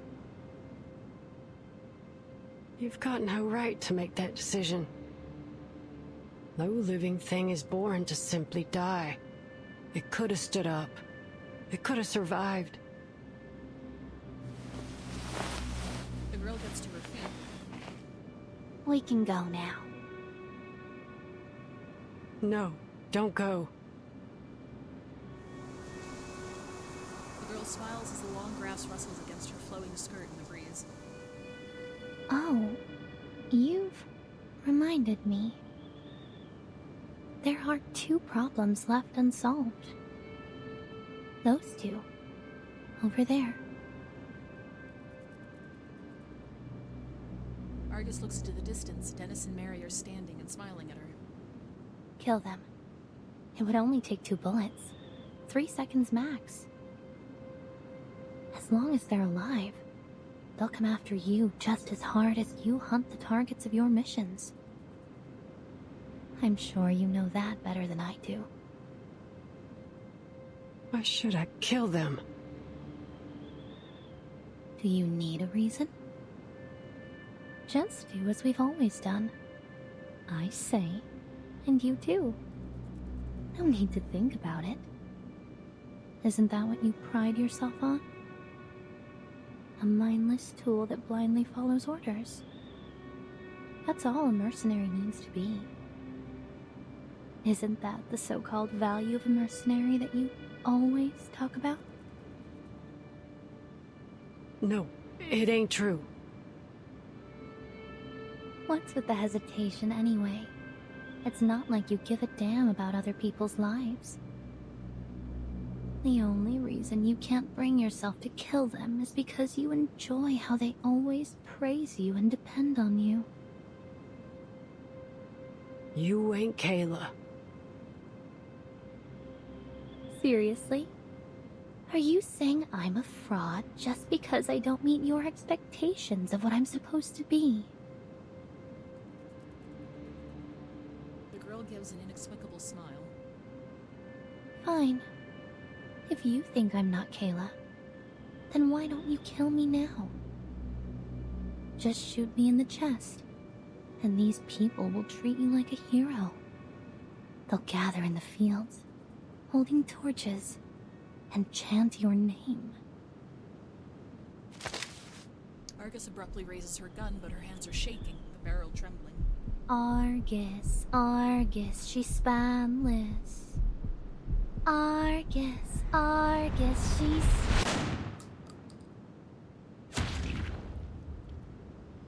Argus, Argus. The deepest despairing external danger. If there were a deceitful spirit eternal hallucination, we only have our own 2 legs to stand on.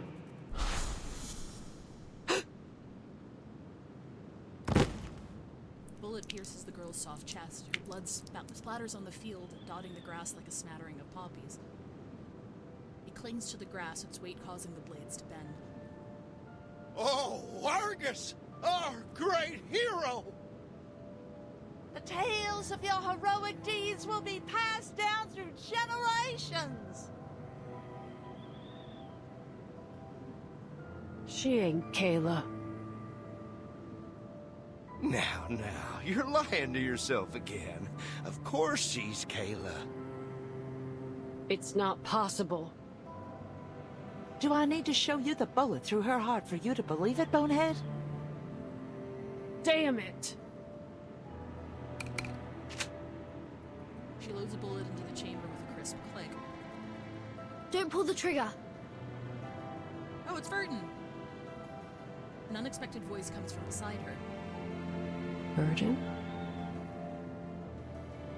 How did she get all the way out here? Where did she come from? Calm down, Argus. Remember, what you see isn't real. You're still inside the motel. At least for now. Oh, here comes another little lady. Excellent timing. Come join the party.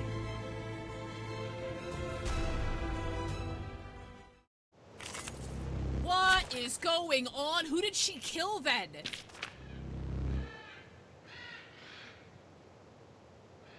Bro, what the fuck?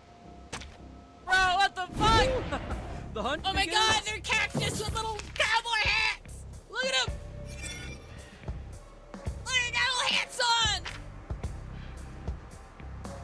They always take like these they don't, I don't want to call them stock, but they have like a set rotation of critter enemies that show up in every time to time, and they just put like little accessories and effects on them to keep them in theme. I think it's really cute. Look at the beans! I'm too sober for this! I don't know what's going on.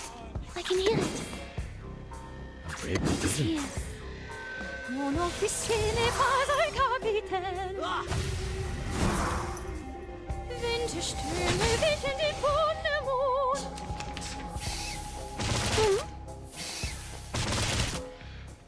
That's right, that's right.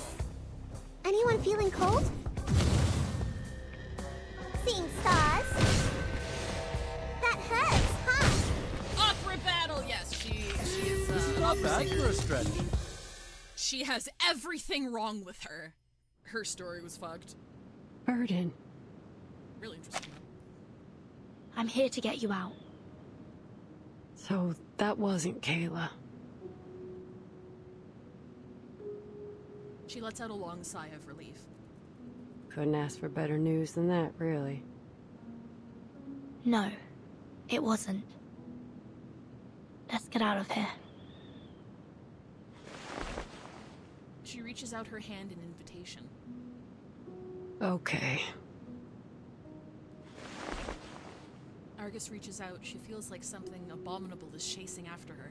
That if she stops, the shadow of confusion will come and swallow her whole. And this hand is her only salvation, her escape from this labyrinth, so she grasps She it ain't tightly. Kayla. She declares this with absolute certainty. That who did she shoot? Who did she shoot? What's going on? Cause she definitely shot someone. When an interview opportunity presents itself, a professional journalist always grabs it with both hands. An interview by child, so you want to know.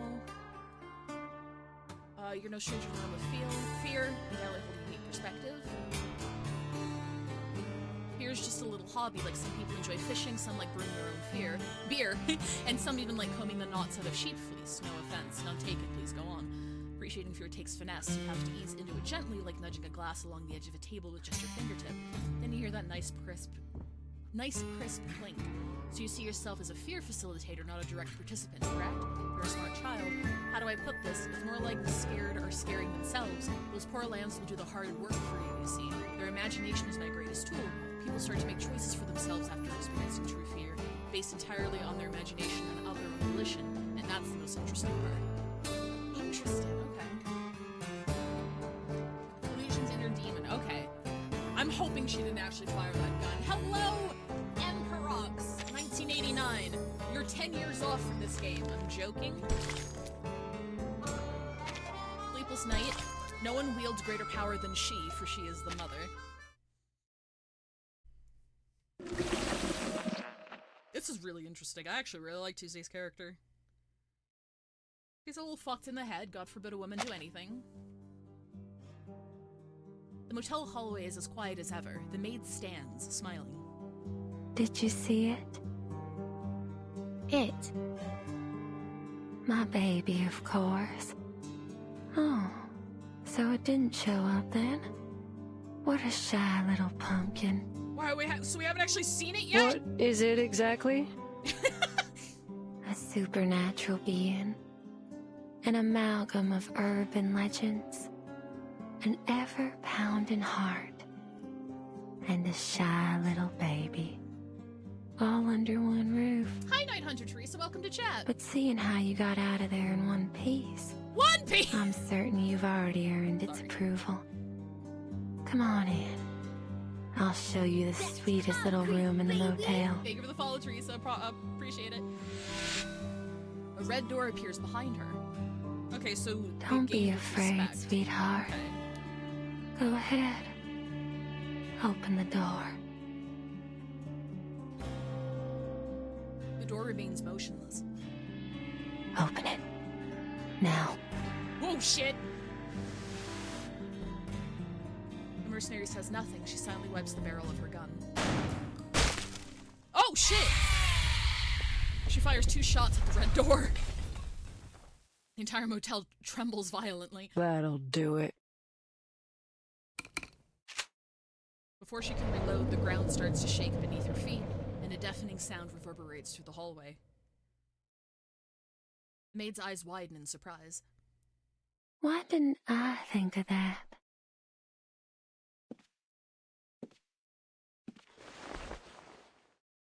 Your eyes haven't recovered yet, have they? Such poor aim. Let me lend you a hand.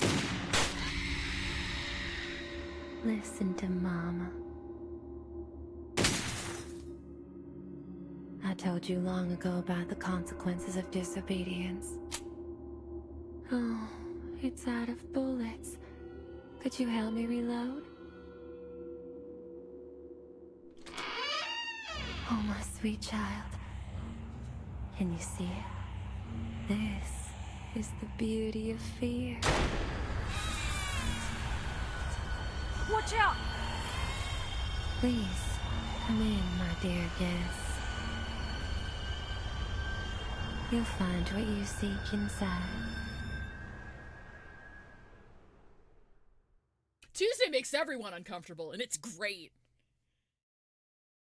Voice acting's also fucking killing it. Balance mode! Character level 20, IQ level 60, resonance level 12. Okay, that's actually slightly better than mine. Hooey! Oh boy! We don't like that! Someone's sword hath not rusted yet.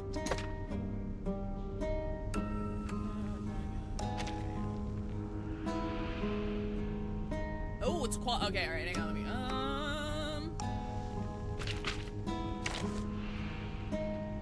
actually, it should be fine. It should be okay.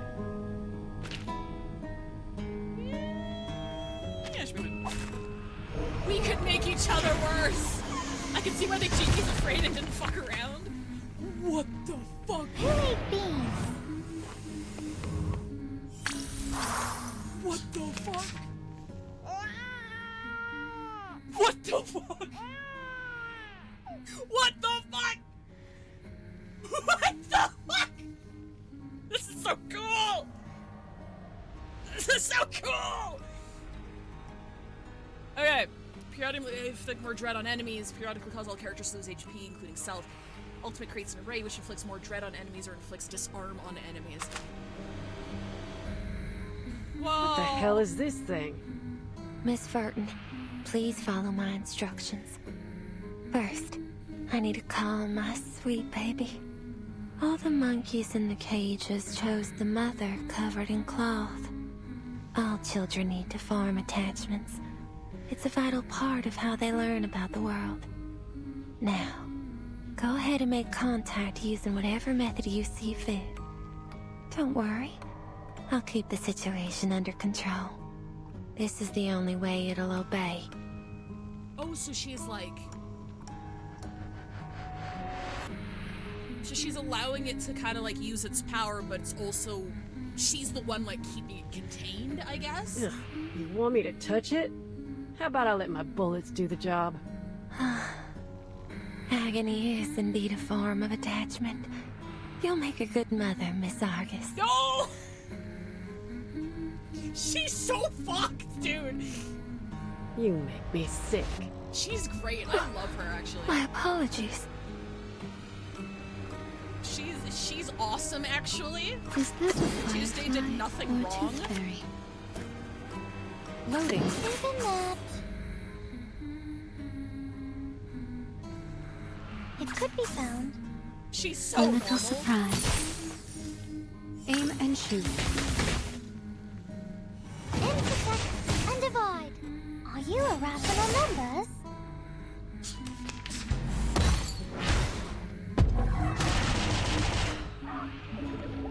Horrifying. Thanks. Thanks. Thanks. That's fucking hot. That's awful. I hate every bit of that. Charging. Target confirmed. Eliminate target. Faraday's miracle. Bro, we got so many dread stacks. Lucy was probably not the choice.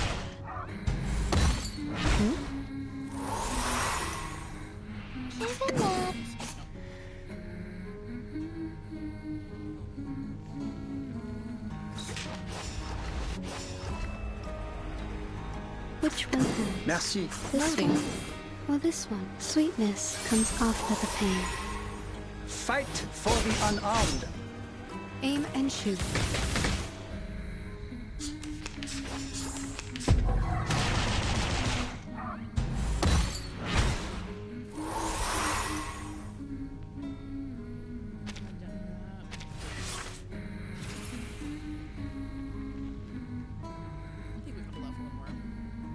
It could be found. Surface functioning, charging, loading. It's got a second phase, people. Child of Silence. I'm scared. Hey, the dread mechanic, the other keys are recording. I still have to play the roguelike. I know I'm going to, so I haven't touched it. Eliminate target. Barrage. Oh my god! Yeah, I'm fucked. Lucy was not the pick here. Lucy was a bad pick here. Holy shit. It's basically CBT, cognitive behavioral therapy, cock and ball torture. Damage taken reduction -5 at the end of the round. Oh, I probably should have read and see what Dread did before I actually started. When targeted by a healing buff counter or dispel. Wait. When targeted by dispels 1 stack at the end of the round, if the status has reached 10 stacks, additionally lose 90% of HP. Stackable up to 10 times.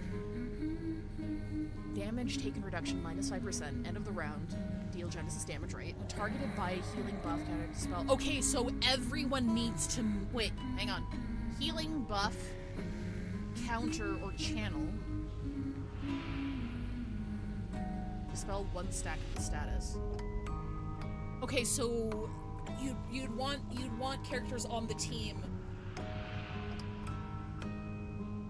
that either give buffs or buff themselves. Okay, so this is just a bad team comp. Yeah, this is just a bad comp then.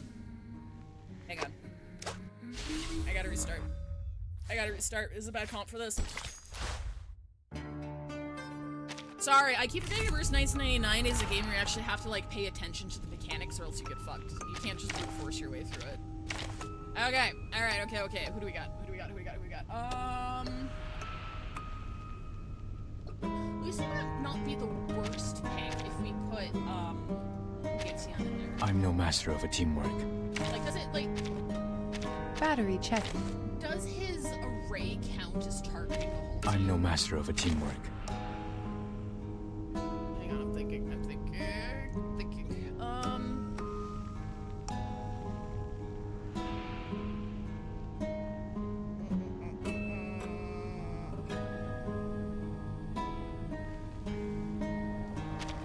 Are you seeking my service? Took me 3 hours, this boss? Oh my god, what a pain, eh? Because he'd be able to channel himself. Tooth Fairy can heal, but then we'd just be relying on Lucy for damage, and I'm not sure if that's gonna be high enough. It might not be high enough. Well, let's try it. Let's try it. This boss is so creepy! I love it. Step into the fairy ring. Alright. So for every stack of dread, character needs shit done. What the? I'm just gonna this. So we're gonna give her a bunch of stacks this way. So we'll do. Already has Shape of Bones applied. Music will speak. That. We're gonna save the buff. The moment of silence. Loading. Charging. We just can't let the dread stacks reach 10. That's the basic issue. We can have stacks, but we can't let them reach 10. Eliminate target. Because that's just a one-hit KO. Well, not one-hit KO. Rather, next tick, we're fucked.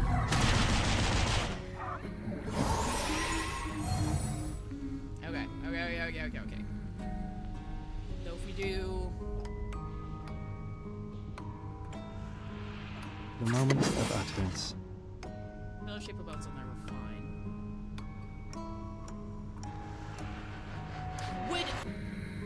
Would a healing tick count?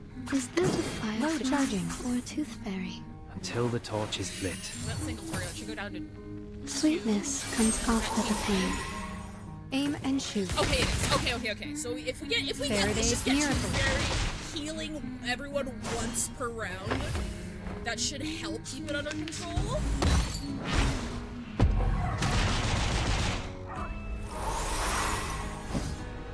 So we just need her to continue doing that.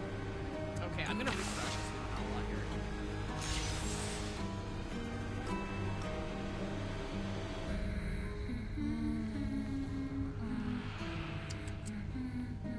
The bones will tell.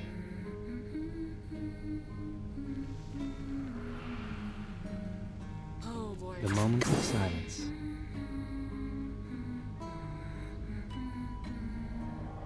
Loading. Which one hurts? This one? Pardon me. Or this Both one? cleanse really helps too. Oh, for Till sure. the torch is lit. Just trying to like Eliminate target.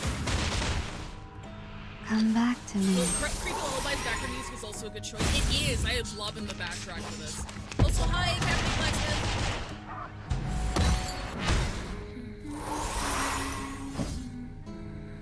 Okay, Shaper Bones is reapplied. We're good. We don't need mass attack. What do we need? Additional reality target below 50% HP. Attack and okay, we'll do that. We might do another refresher. Shit, how many stacks of dread does the ult apply, actually?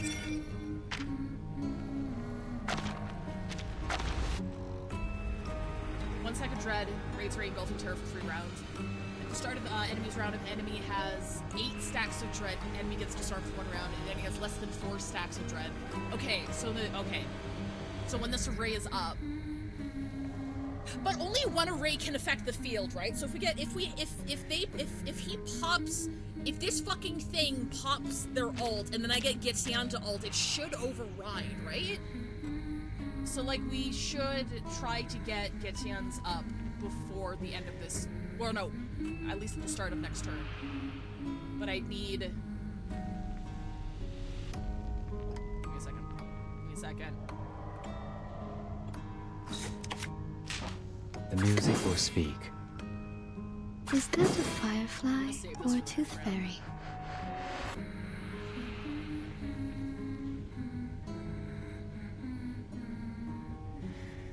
We should lower crit, right? Which one hurts? This one or this one? A traditional treatment. A gift in return for your tooth.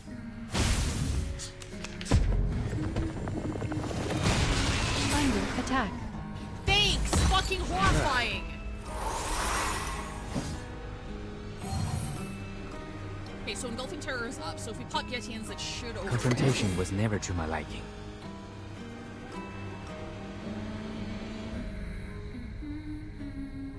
Circuit charging. Is that a firefly? The Bagua drown on the sign brick never warns about its changes.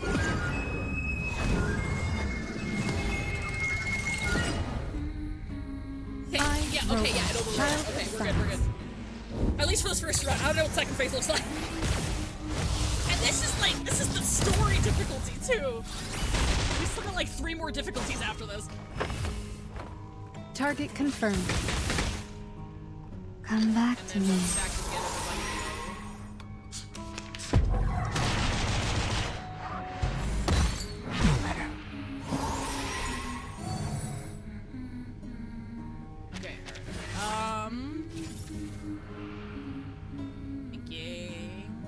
Do we keep our stacks into phase 2? We probably do.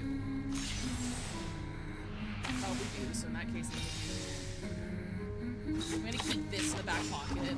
We're gonna do it. Does this cleanse all the stacks? Dance before dawn breaks. I think it does. The moment of utterance. I'm gonna save that as well. We're gonna do. Which one has loading? This one? This one ticket, flowers of fame, stories by the side of her. Did it? No, it didn't. That doesn't cleanse the stacks. Okay, that's good to know. It's crying in pain. Go wrap my baby in your warm embrace and put it out of its agony. Oh wait, no it does. This cleansing didn't come until after. No, did it? Okay, it did. The light that illuminates all. Quickly soothe its pain? I hate that prompt!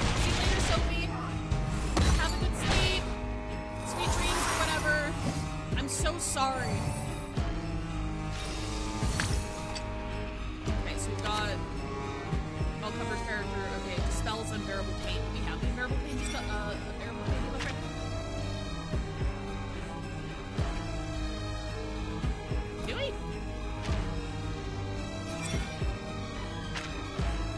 Yeah, what is unbearable pain actually? Sorry, that's so weird to say. Oh! We're trying to kill his pain. Unbearable pain. No, that's not. He's got so many fucking shit. There's some fucking... Okay, hang on. Hang on. Does that take the debuff? Does it take the debuff off of it? You know what? He gave it to me. I'm just gonna pop it. I don't actually know what it is. The music will speak.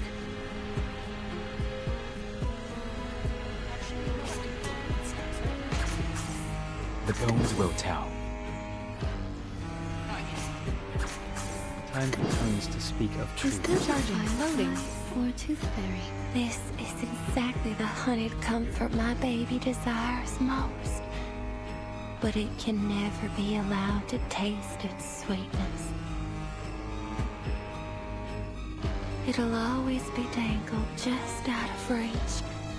How exhilarating. Please, continue. Okay, The scale of your soul has tilted. The balance needs to be restored. A traditional treatment. Aim and shoot. Barrage. We should survive this.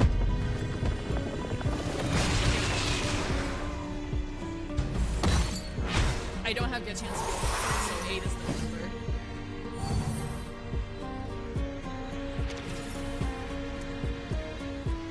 If I do a refresh, I should be able to kill it.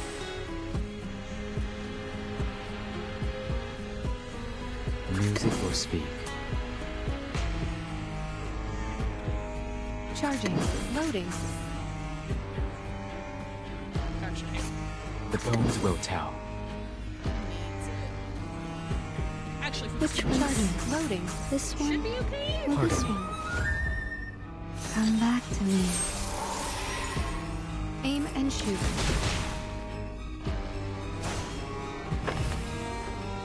Faraday's miracle. Oh! I can inflict intoxicating pain upon it, which is precisely why I became its mother. What the fuck? That's fucked up, dude. That's really interesting. That's such an interesting concept, though. If you hadn't explained this earlier, I might have mistaken this for some kind of monster training show. Look, it's calmed down. My sweet, obedient baby. You deserve a reward. It fell asleep. You may proceed now. And now, to return to my long-term mission. Ooh, the Rest. ending. Oh, I love the stings they make for the victory screen. I love the transition to the stings for the victory screen. They're so fucking good. That's a really interesting concept, though, because, like, this seems like an eldritch fucking abomination that, when left unchecked, can, like, inflict untold horrors upon X amount of people. And because she's clearly a fucking sadist who loves fear and the concept of fear itself, she's able to keep it under control in a limit and acting in a very limited area and make sure, like, she can rein it in just for her own, like, gratification. That's what I'm getting from that. That's so interesting. That's so interesting, though. It's basically the scene from Avengers where Iron Man is punching Hulk saying, go to sleep, go to sleep, go to sleep. True! Victory? Question mark? Did we really win? I don't think we... I mean, like, just in general, we all lost. I'm so insane. Yeah, like, the voice actress as well was just really fucking good. Like, I really liked the setup to this. Even though you knew from the get-go that she was the bad guy, because obviously she's, like, fucking oozing creepiness out of every pore. like navigating to this climactic reveal though, and her like helping us rein it back under control was still a really, really interesting catch there. Like, I'm not saying she's doing a public good here, okay? She's still running a motel that drives people to kill themselves. This is still a bad thing. But, like, the fact they have this weird symbiotic relationship that limits its control to this one area in this one building, I think was a really, really neat twist on the concept. It's not just her, like, toying with people. It's also for a very specific reason, which I think is really cool. But, yeah.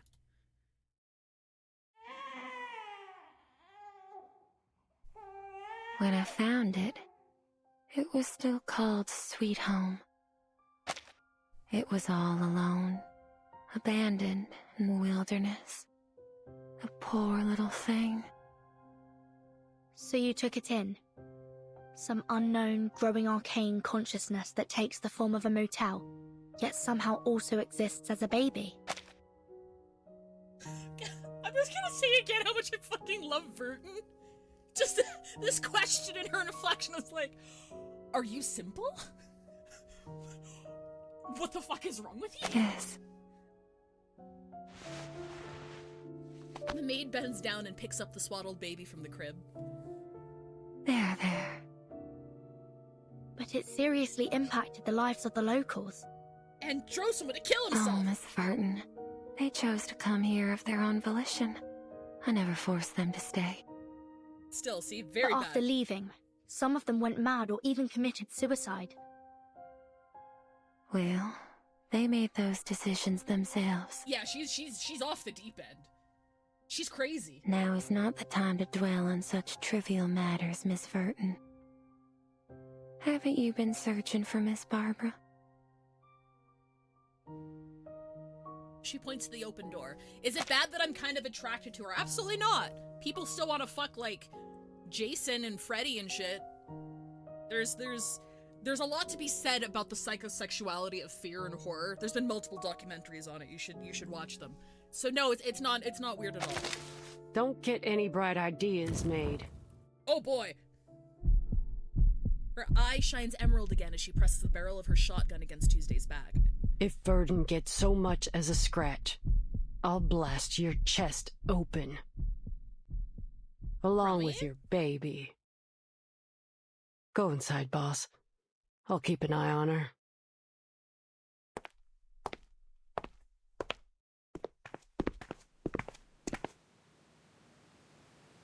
Red curtains cover every inch of the room like flesh clinging to a body. An ivory bed stands in the center. Here you are, Miss Vertin. I'm so glad. I was beginning to think I'd never regain contact with the outside world. Miss Argus, you can put your gun down now. She speaks, trembling slightly as she savors every moment of her heightened heart rate. I've shown my utmost sincerity, have I not? Bruh, she's getting off on this. Shut your trap. Let's get out of here, Miss Barbara. I don't think it's the wisest choice to have this conversation while we're still inside a living thing. Argus, what? I need you to keep Tuesday in check until we make it out of here. That also might be why the inside of, like, the hidden red room is so flesh-like. Because, like, it's an actual entity. Which is a really neat twist. You ain't gotta tell me twice.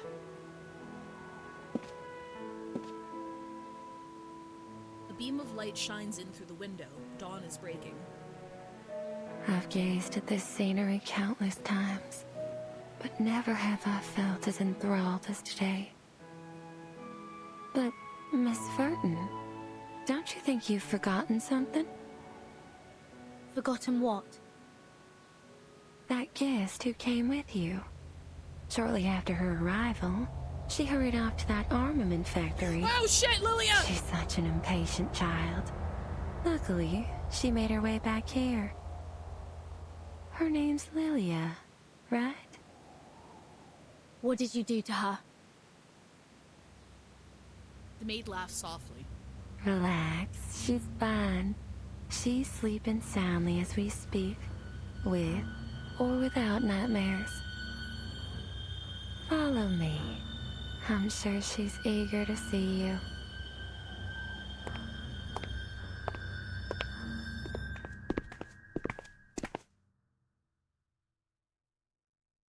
This is the room. Open it. The maid finds the key on her keyring, puts it in the lock, and turns it.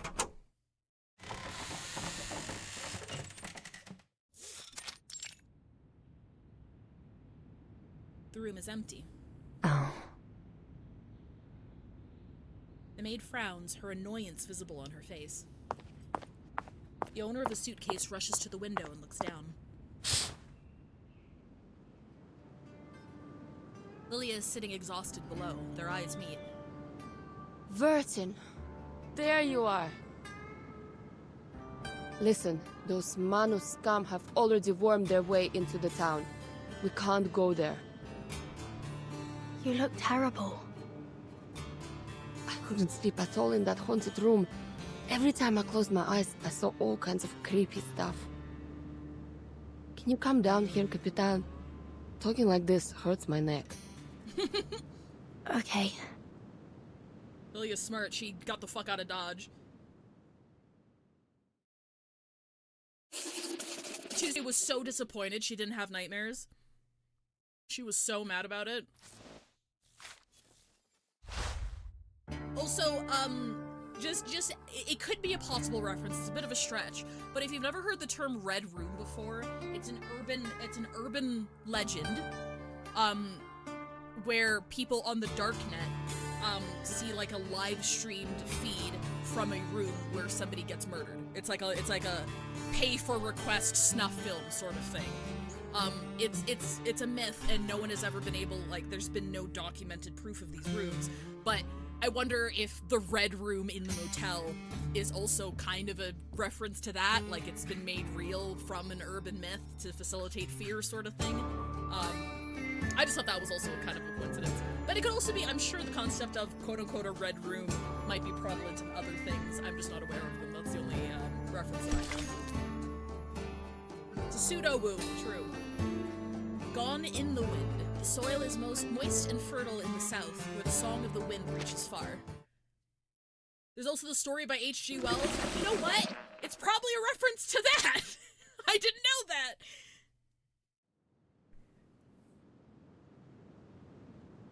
I need to read more. What's going on?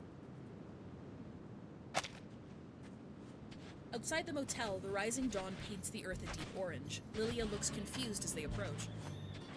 Are you okay, Capitan? I'm fine. I have good news and bad news. We need to burn this place down. Don't bother with the order. Just lay it on me. The good news is, we found Barbara. The bad news is we've got a new problem. This motel is the manifestation of a living consciousness that constantly generates urban legends and spreads fear. It might turn into a supernatural arcanist in the future. Also, just a heads up, at least the majority of the accents are hired locally. So Vertin's voice actress is from the UK, and Lilia's voice actress is from Russia. There's a couple I'm not entirely sure on, especially for like the Texan characters in the story, but they tend to hire regional accents for their stuff. So that's why I'm not pointing it out, because the majority of these are actual accents. We can't let it grow here unchecked. We need the help of the Foundation to keep it under control.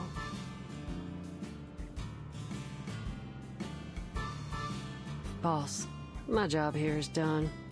I'm heading into town for Kayla. Joe's actor is gay, yeah. True! She looks off into the distance. Oh, and I promised the young fella that I'd help him find his mother. I've got to go now. How do I pay your fee? Fee? Baka, I'm not sure if you understood me. I don't think Xenoblade actors are from the UK. I have heard Xenoblade dubs. Maybe I've heard bad ones. We're friends, Vertin. I don't need no payment. How do you make any money that way? She says her goodbyes and sets off on the road ahead.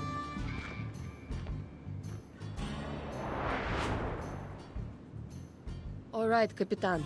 Any progress on finding Erd?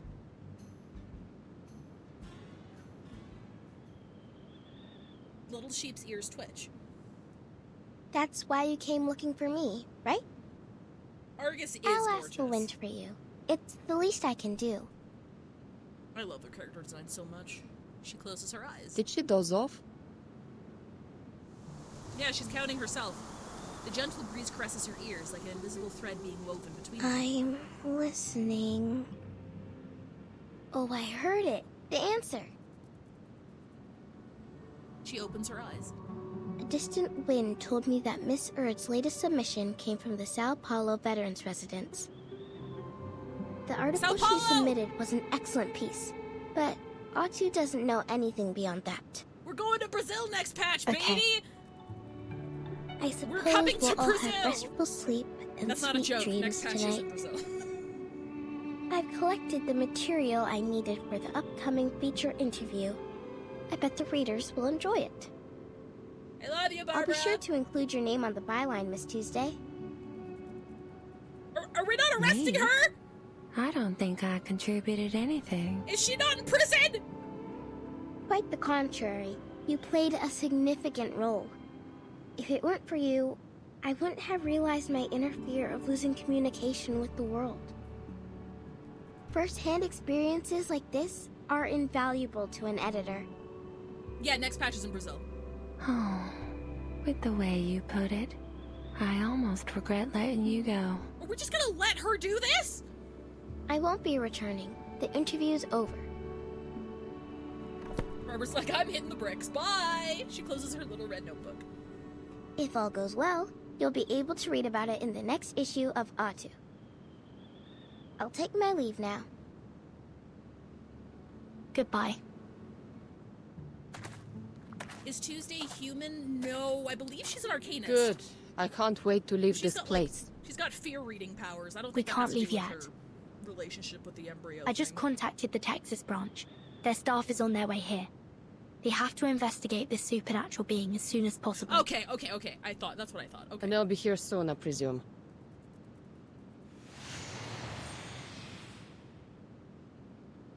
I can feel their energy fluctuations of teleportation rituals. It must be them. She turns her head to see a stranger standing before her. Oh, fuck! I forgot about her! The girl in front of her has chestnut hair and carries a woven basket on her arm. Looks like you guessed wrong, Capitan. I met her in town.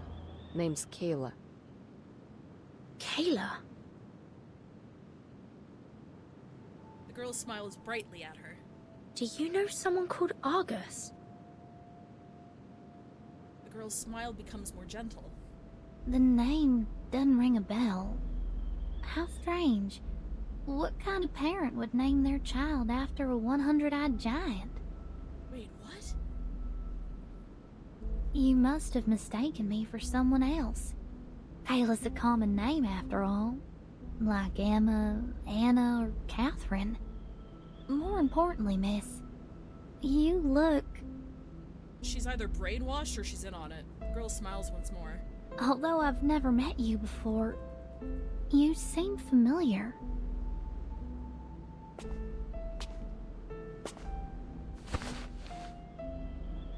She reaches into the basket and pulls out a crumpled flower.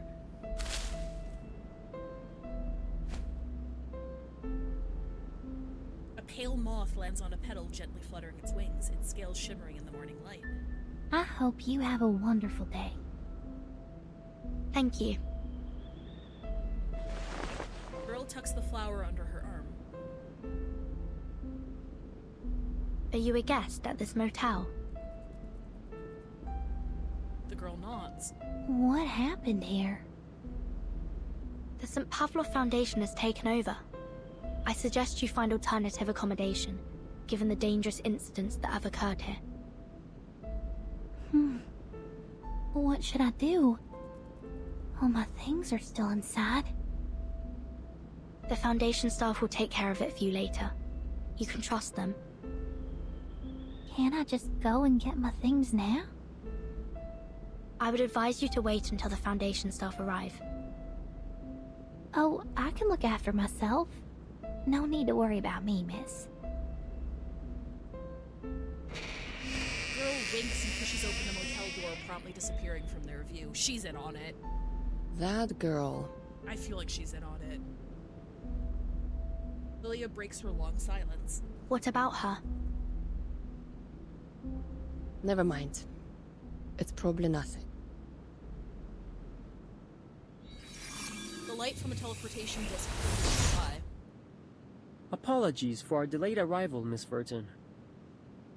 We'd been unable to locate the motel until about 10 minutes ago. It's as if something was deliberately interfering with our sense of direction. While the Foundation staff is busy assessing the situation, a faint sound echoes from the depths of the motel.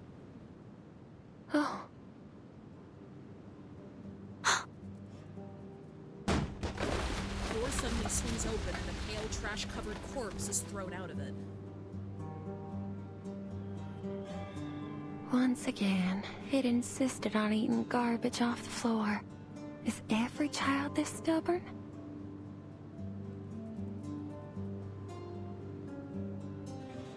It's Stefan, a Xeno officer. Stefan. Sounds familiar. Staff member flips through his records, quickly finding the information he's looking for. The records show he was a high-ranking Xeno officer who went missing after the vacuum bomb footage leaked. Xeno issued a staggering bounty on him. I guess whatever he did really angered Admiral Igor. Who would have thought he'd be hiding in this little motel in the middle of nowhere? Obviously, luck wasn't on his side. All right, Miss Verton. We'll take over from here.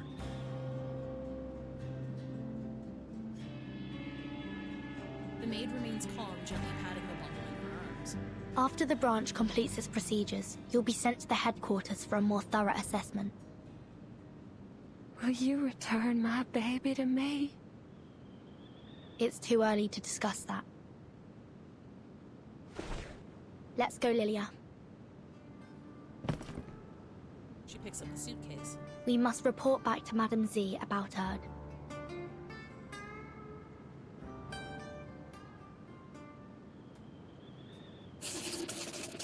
Ooh, we got another chapter.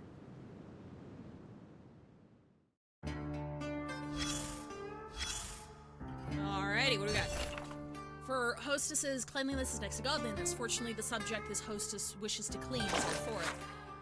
Routine cleaning. Carpet stained with vomit. Stains and fingerprints off walls. 205 broken glass. Cleaned carpet stained with vomit. A lesson needs to be taught. Replace shower head. Cracks in glass disappeared. Table needs repair for scorch. I saw that, I'm sure of it. Scorch marks disappeared. That's a good baby. Bloodstains, carpet ruined. It's time for punishment. Glass completely shattered. Repaired all by itself. A good baby deserves a reward tonight. Room 105, of course.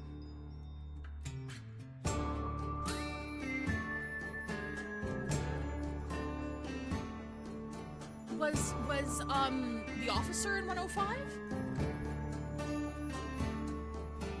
I'd have to check. Clearly she commanded it to fucking do some shit. Song drifting through countless other streams.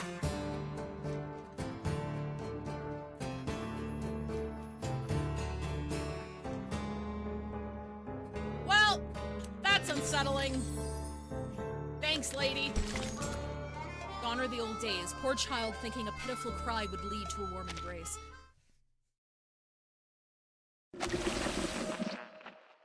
Alright, this should be the last part. This should be it.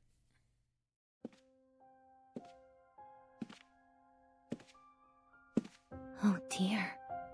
It seems a lot transpired while I was away.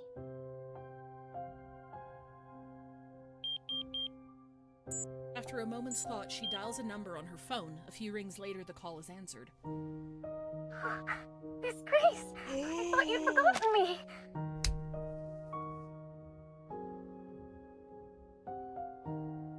She's in on it. She's Miss Grace. Motherfucker, how did I not see that coming? How did I not see that coming? Of course she'd be Miss Grace! My god! I've been exposed. As expected, the voice on the other end is restless. Kimberly, care to tell me what happened in this motel? There's blood and brains splattered in the hallway. Who died in hell? It was that Xeno madman! He shot himself in the head! Wow, Kimberly actually doesn't know what's going on. But I still haven't managed to destroy the ritual sigils under his head. And I couldn't find the... So she was there to cover up. She sighs. Now that our base of operations has been exposed, we'll have to take away everything related to the ritual and leave. The Foundation's rats will thoroughly search this place soon. Ugh, the last thing I need right now is to deal with them!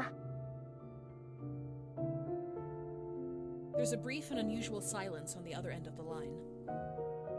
And, could you tell me more about this Burton? There's a hint of anxiety in her voice. I might have had a slip of the tongue when she confronted me earlier. How good is her memory? Fret not, Kimberly. People rarely pay attention to things that don't directly involve them. She smiles faintly. But I do look forward to seeing her again.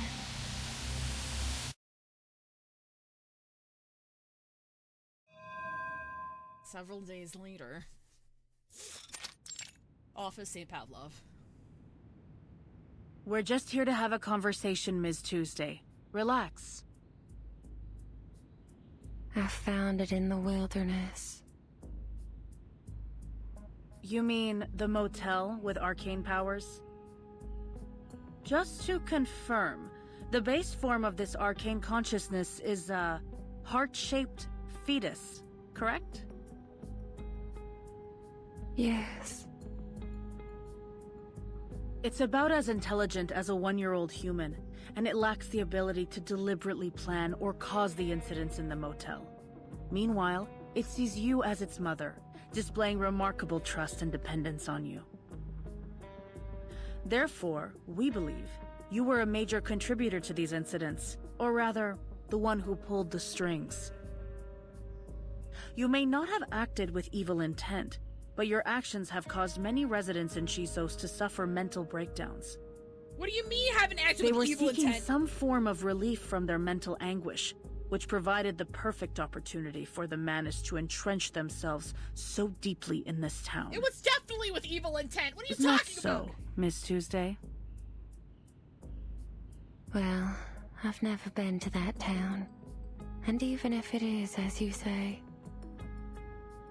they made their choices, didn't they? I see. She scribbles down the information on her clipboard. The Timekeeper just reported another crucial piece of information to the Foundation. Were there any activities going on in the motel undertaken by the self-proclaimed followers of the Order of Enlightenment? Oh, there indeed were. They left not long ago. I still remember their faces. She definitely had no evil intent. She just really, really wanted to get off. True. What did they do at the motel? They scribbled on the floor and made strange noises. Oh, I remember now. Yeah, what was the ritual for? Whatever it was they were trying to do, it was a total failure. One poor girl became trapped inside their mirror. She never stopped trying to escape. The mirror would make banging noises all night long. We didn't find anyone trapped in a mirror during our search. Well, that's sad, I suppose. Her expression remains calm as always. If you knew they were from a dangerous arcanist organization, why didn't you report them to the Foundation? Okay, so if Argus shot her, who's walking around in her body then? Who is that? Oh my god, she shot her twice in this story. Goddamn.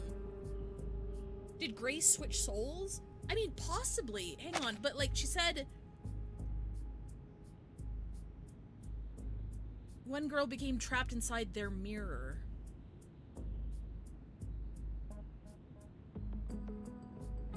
Oh, maybe Kayla wasn't a part of them whatsoever, but they took her body? Bro, that's what? That's what? That's so fucking sad! She licks her lips. Fear doesn't frighten me. No, quite the contrary. It excites me. I would embrace fear any day of the week. Maybe Argus doesn't need to know. Maybe she never needs to know. She never needs to know, guys. Oh, that sucks. Foundation staff have taken over in here. It's time for the routine cleanup and procedure you excel in and hate. Unknown Arcanum entity, current stage identified as living consciousness, commonly referred to as Tuesday's Motel, hereafter referred to as the Motel. Medium to low, lacking gender, age, or other cognitive attributes, capable of responding to certain human linguistic cues. Abilities include but not limited to influencing cognition, creating illusions, generating enclosed spaces, and creating aggressive Arcanum entities. Responds to Tuesday's voice and actions approximately 60% of the time. Can follow certain commands such as defend, allow, and forbid. Less responsive to researchers and exhibits a certain level of aggression. Tuesday denies manipulating or training in the motel, claiming that the relationship is one of nurture or partnership. According to Tuesday, subject was discovered in Texas countryside, dynamic in form and size, currently mimicking the motel's long Route 77. Subject size correlates with the amount of fear it absorbs. Subject can create tangible Arcanum entities that implant illusions within infected individuals and cause real damage. Witness records show these entities can exhibit characteristics associated with popular North American myths and legends, including but not limited to Bloody Mary, the Mothman, and Poltergeists. Handling recommendations. Given Tuesday's influence over the subject, it is recommended that the motel is kept under Tuesday's stewardship, but Tuesday must be monitored at all times. Alternatively, consider transferring them to Team Timekeeper. We're just gonna dump her on Burton, actually. Okay, yeah, this is just, yeah, this is post-story stuff. My god!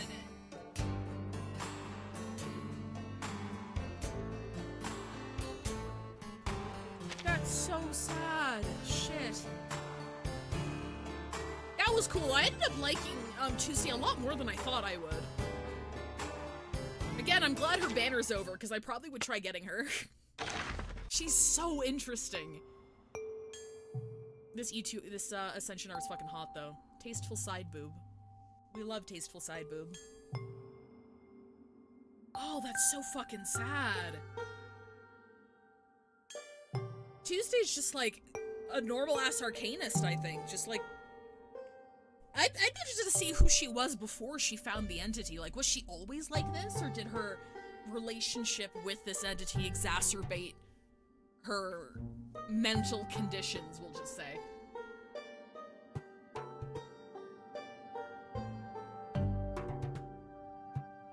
What if the mask only corrupts the body but not the soul? So to control the genie, they switch the soldier soul with K. The soldier was just like I mean, that's a decent theory, but Kimberly literally said that she just followed what the people in black told her to do. Like, so Manus Vindictae got her from the soldier guy and ordered her around somehow. I don't know how they have power over her. Maybe they, like, took the object from him and gave it to her. I have no idea. But, moreover, that guy was just a random grunt who could barely speak. Like, he's just, like, he's brainwashed. Like, he's not really present, which is part of what frustrated her so much when she first met him. So I don't think that would be the case. But I am interested. You don't think Arcana's in there, do you? Like, the whole Manus Vindictae ritual was trying to bring Arcana's soul back? And now it's in Kayla? 'Cause that'd be fucked. That makes sense, though. I never thought she was dead. Oh! Hang on, I'm just gonna show this fan art that's, Span just sent me here. We almost got a full week! That's so good. But the ritual never went through. That's true. The ritual was a failure. But then what did they accomplish? Somebody is in Kayla's body. Somebody's using her body. So, like, regardless of whether or not it failed, something happened here. I don't know what happened, but... Oh, boy. Well, thank you guys for joining. I know it's a kind of a short stream. I know it's quite early, but this is all I was planning on doing today. I got some other stuff I want to get done today. Yeah. That was a trip. I love that. Well, I'm looking for someone to raid. We've got bingo tomorrow. We're finishing Half-Life. We should be finishing Half-Life, on Monday.